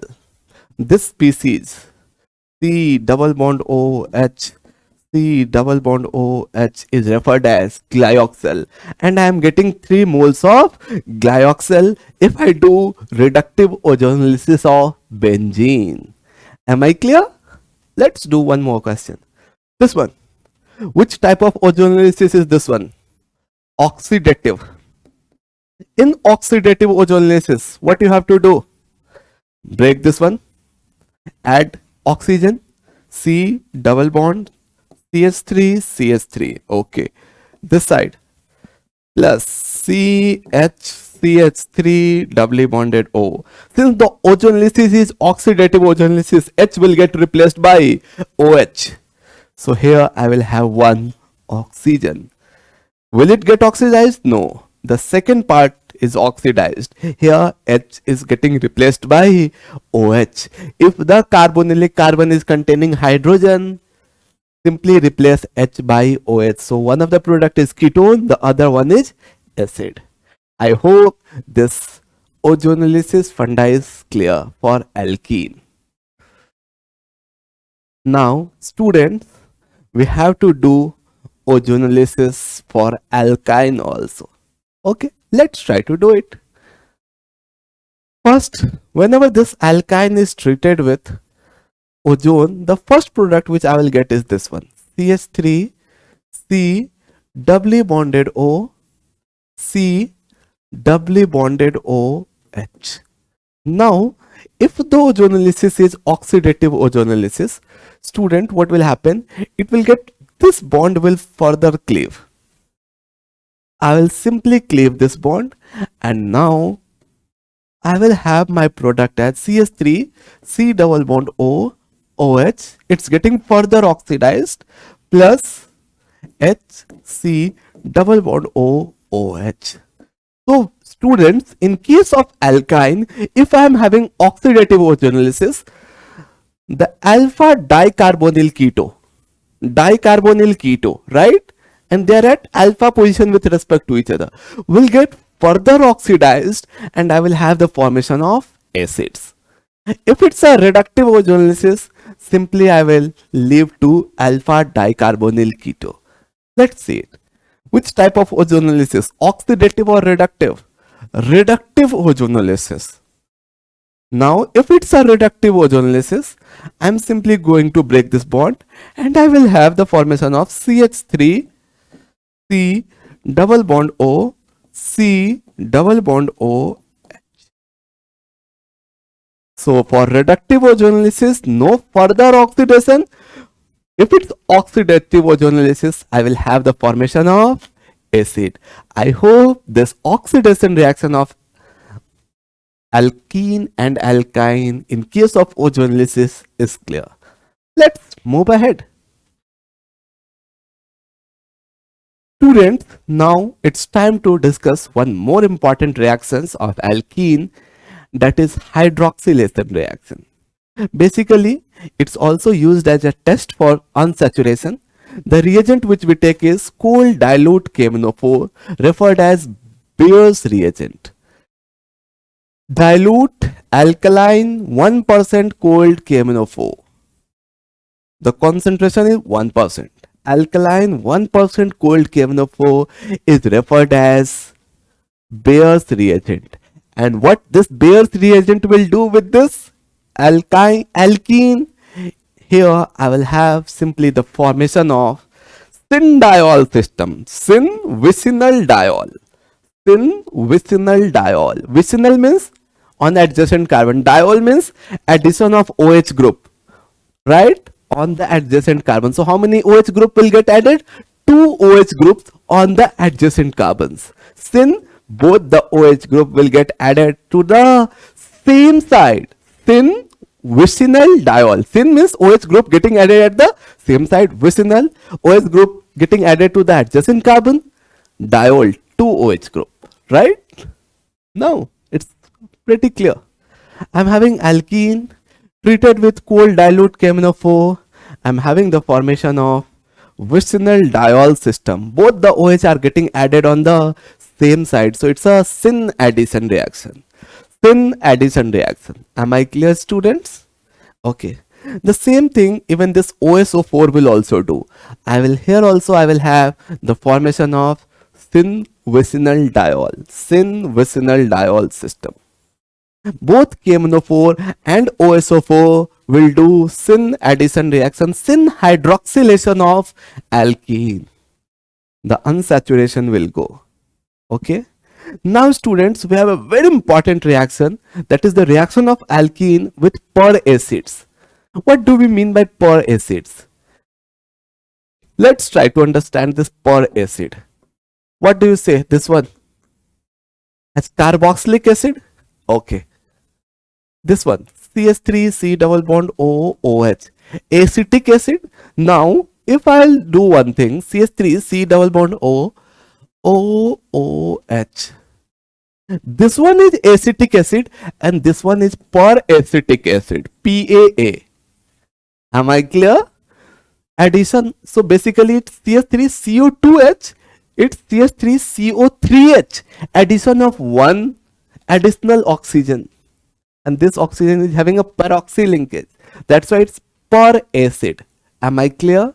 Now, whenever alkene is treated with any per-acid, per-acetic acid, per-fluoric acid, metachloroperbenzoic acid, any per-acid, alkene treated with any per-acid, performic acid, PFA, I will have simply formation of 3-member cyclic ring and one of the member will be oxygen. So I will have the formation of epoxides. This 3-member cyclic ring C containing cyclic ether is nothing but epoxides. So whenever alkene is treated with per acids, I will have the formation of epoxides. Now if this epoxide is treated with H plus slash H2O, what will happen? First I will have protonation of this oxygen, so I will have OH positive, and then the nucleophile will approach from the back side, the ring will open, so I will have anti-addition and I will have anti-diol formation here. So if alkene is treated with cold dilute KMNO4, I will have syn-diol. If alkene is treated with per acid, first I will have a 3-member cyclic ring formation, that is epoxide formation. And now if this epoxide is treated with H plus slash H2O, I will have trans-diol formation. I will have trans-diol formation. Am I clear, student? Okay. Let's do one question best related to this. I'm having, okay, first let's treat it with PFA. I'm getting a product A. This A is treated with H plus slash H2O. Okay. How we are going to write the product? Let's see. This PFA, performic acid. Okay. What it will do? Any per acid will simply do epoxide formation. So I will have the formation of a epoxide like this. Now, to this epoxide, what I will do now? It's treated with H plus. So now this oxygen will get protonated. So I will have OH positive formation. 3-member cyclic ring containing positive charge. Then the nucleophile will come and will approach from the backside. As soon as it approaches from the backside, this bond will cleave. Right, student? So here I will have addition of one OH. And if this OH is on the wedge, this bond will cleave and will get connected to this particular carbon. So I will have one OH over here getting added to the dash position. Am I clear? So first alkene treated with per acids, formation of epoxides, and now this epoxide is treated with H plus H2O, formation of anti-diol. Okay. One more question. I'm having cold dilute KMNO4. What will be the product, students? Alkaline KMNO4. It's alkaline also. Let me write alkaline. OH minus is there. Simply I will have the formation of vicinal diol system. This one, either both the OH will be on the wedge or both the OH will be on the dash part. OH, OH. Am I clear? So this was hydroxylation of alkene.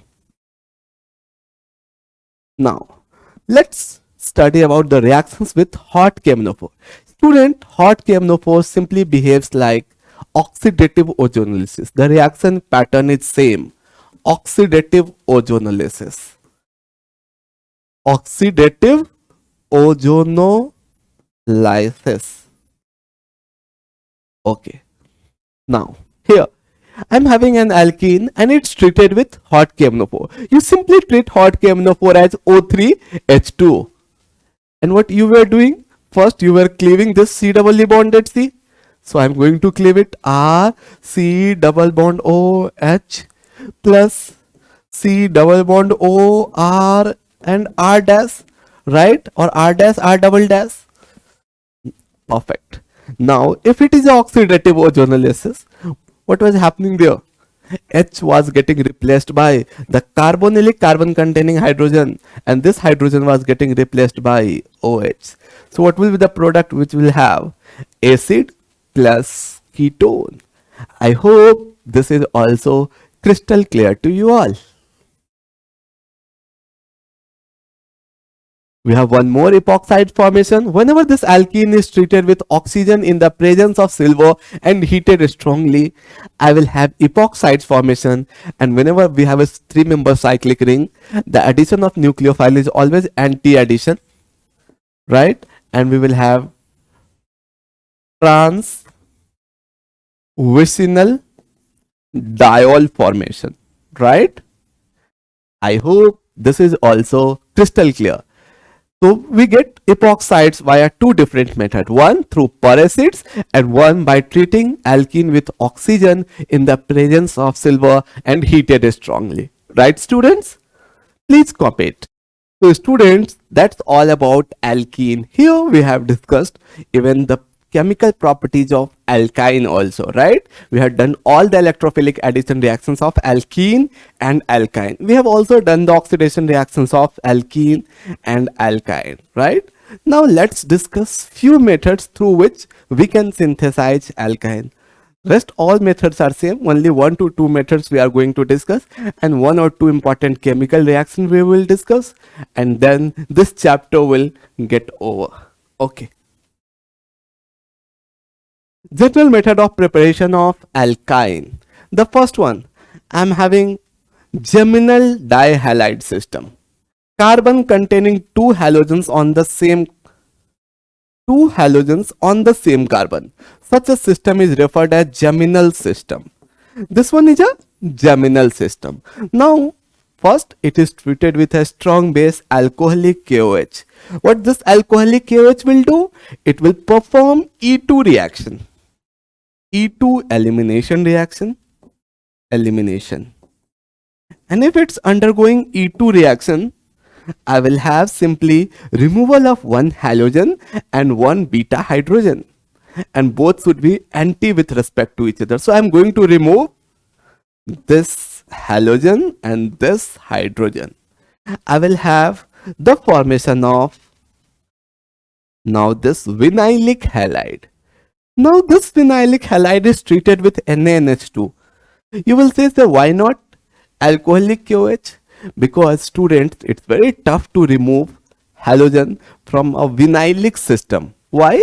Because here through resonance I will have a partial double bond character, right? This carbon is sp2 hybridized and it's connected to a halogen, and halogen is having lone pair. So resonance will occur, and because of resonance I am having a partial double bond character. So obviously the cleavage of this bond is not that easy. In order to cleave this bond, we will need a very strong base, and this NH2 minus is a much stronger base as compared to alcoholic OH, which is nothing but RO minus. Okay, that's why this NaNH2 is used, strong base for vinylic halide. Now what this will do? Remove this beta hydrogen, formation of here, delocalization, removal of X. So I will have the formation of alkyne. So I was having geminal dihalide treated with alcoholic KOH, formation of vinylic halide, and now this vinylic halide is treated with NaNH2 to form alkyne. I hope you understood this reaction. Please copy it.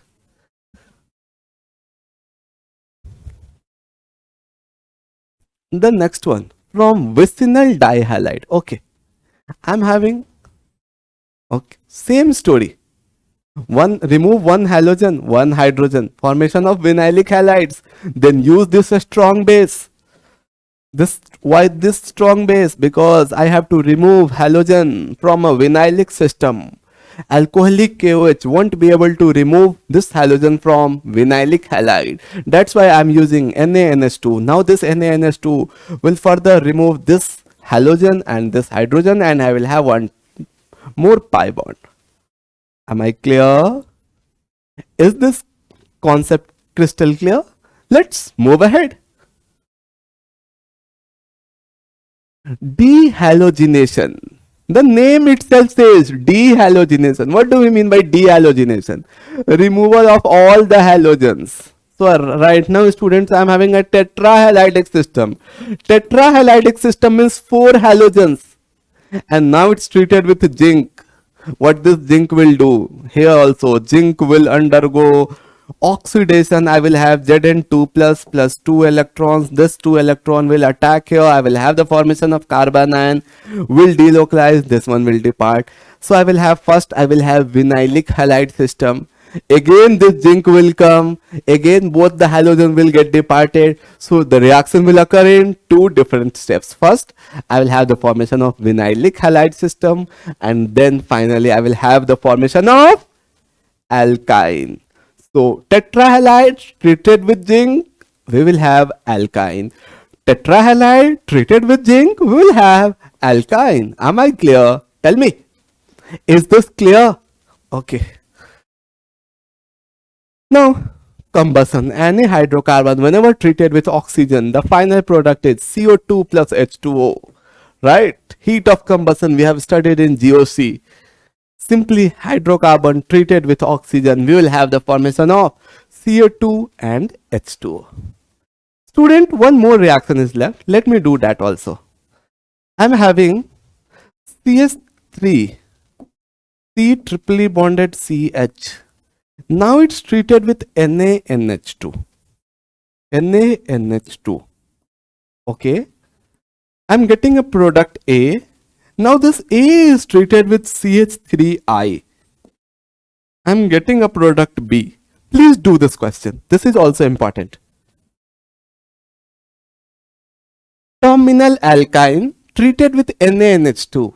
I will have simply acid-base reaction. Okay. So what will happen? This is a base, strong base, NH2 minus. What it will do? It will snatch one acidic hydrogen from here. I will have the formation of CH3, C triply bonded C negative. Now this carbon ion will act as a nucleophile, and now it's treated with an alkyl halide. What it will do? It will come and will do the back attack, and then this leaving group will get departed. So I will have the formation of CH3, C triply bonded C, CH3. So this particular method, whenever you are having a terminal alkyne, means here friends, whenever you are having a terminal alkyne, what do we mean by terminal alkyne?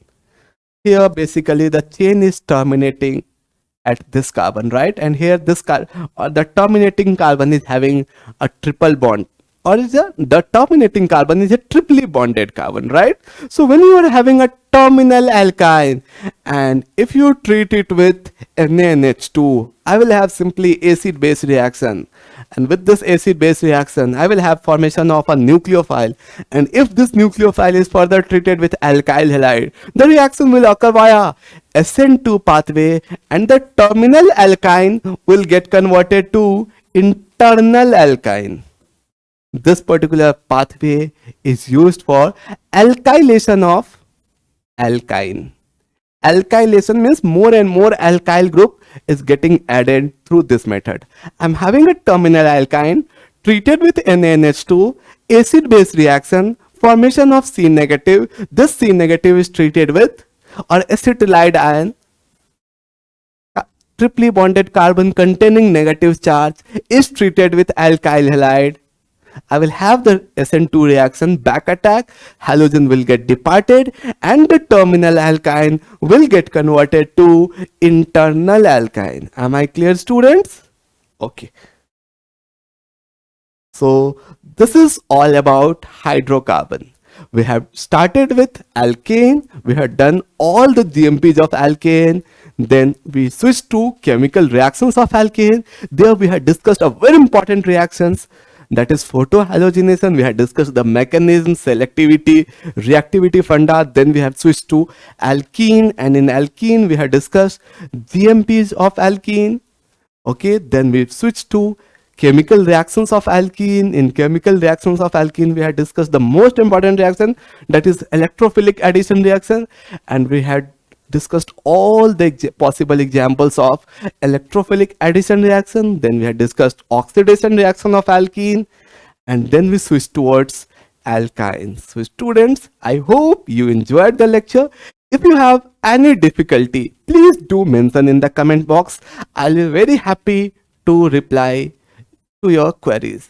Friends, for this particular chapter, hydrocarbon, we will have a separate interactive session which will be purely live session, and there we will discuss all the PYQs and the important MCQs of this particular chapter. And once again, thank you all for watching this lecture. Stay tuned, stay connected.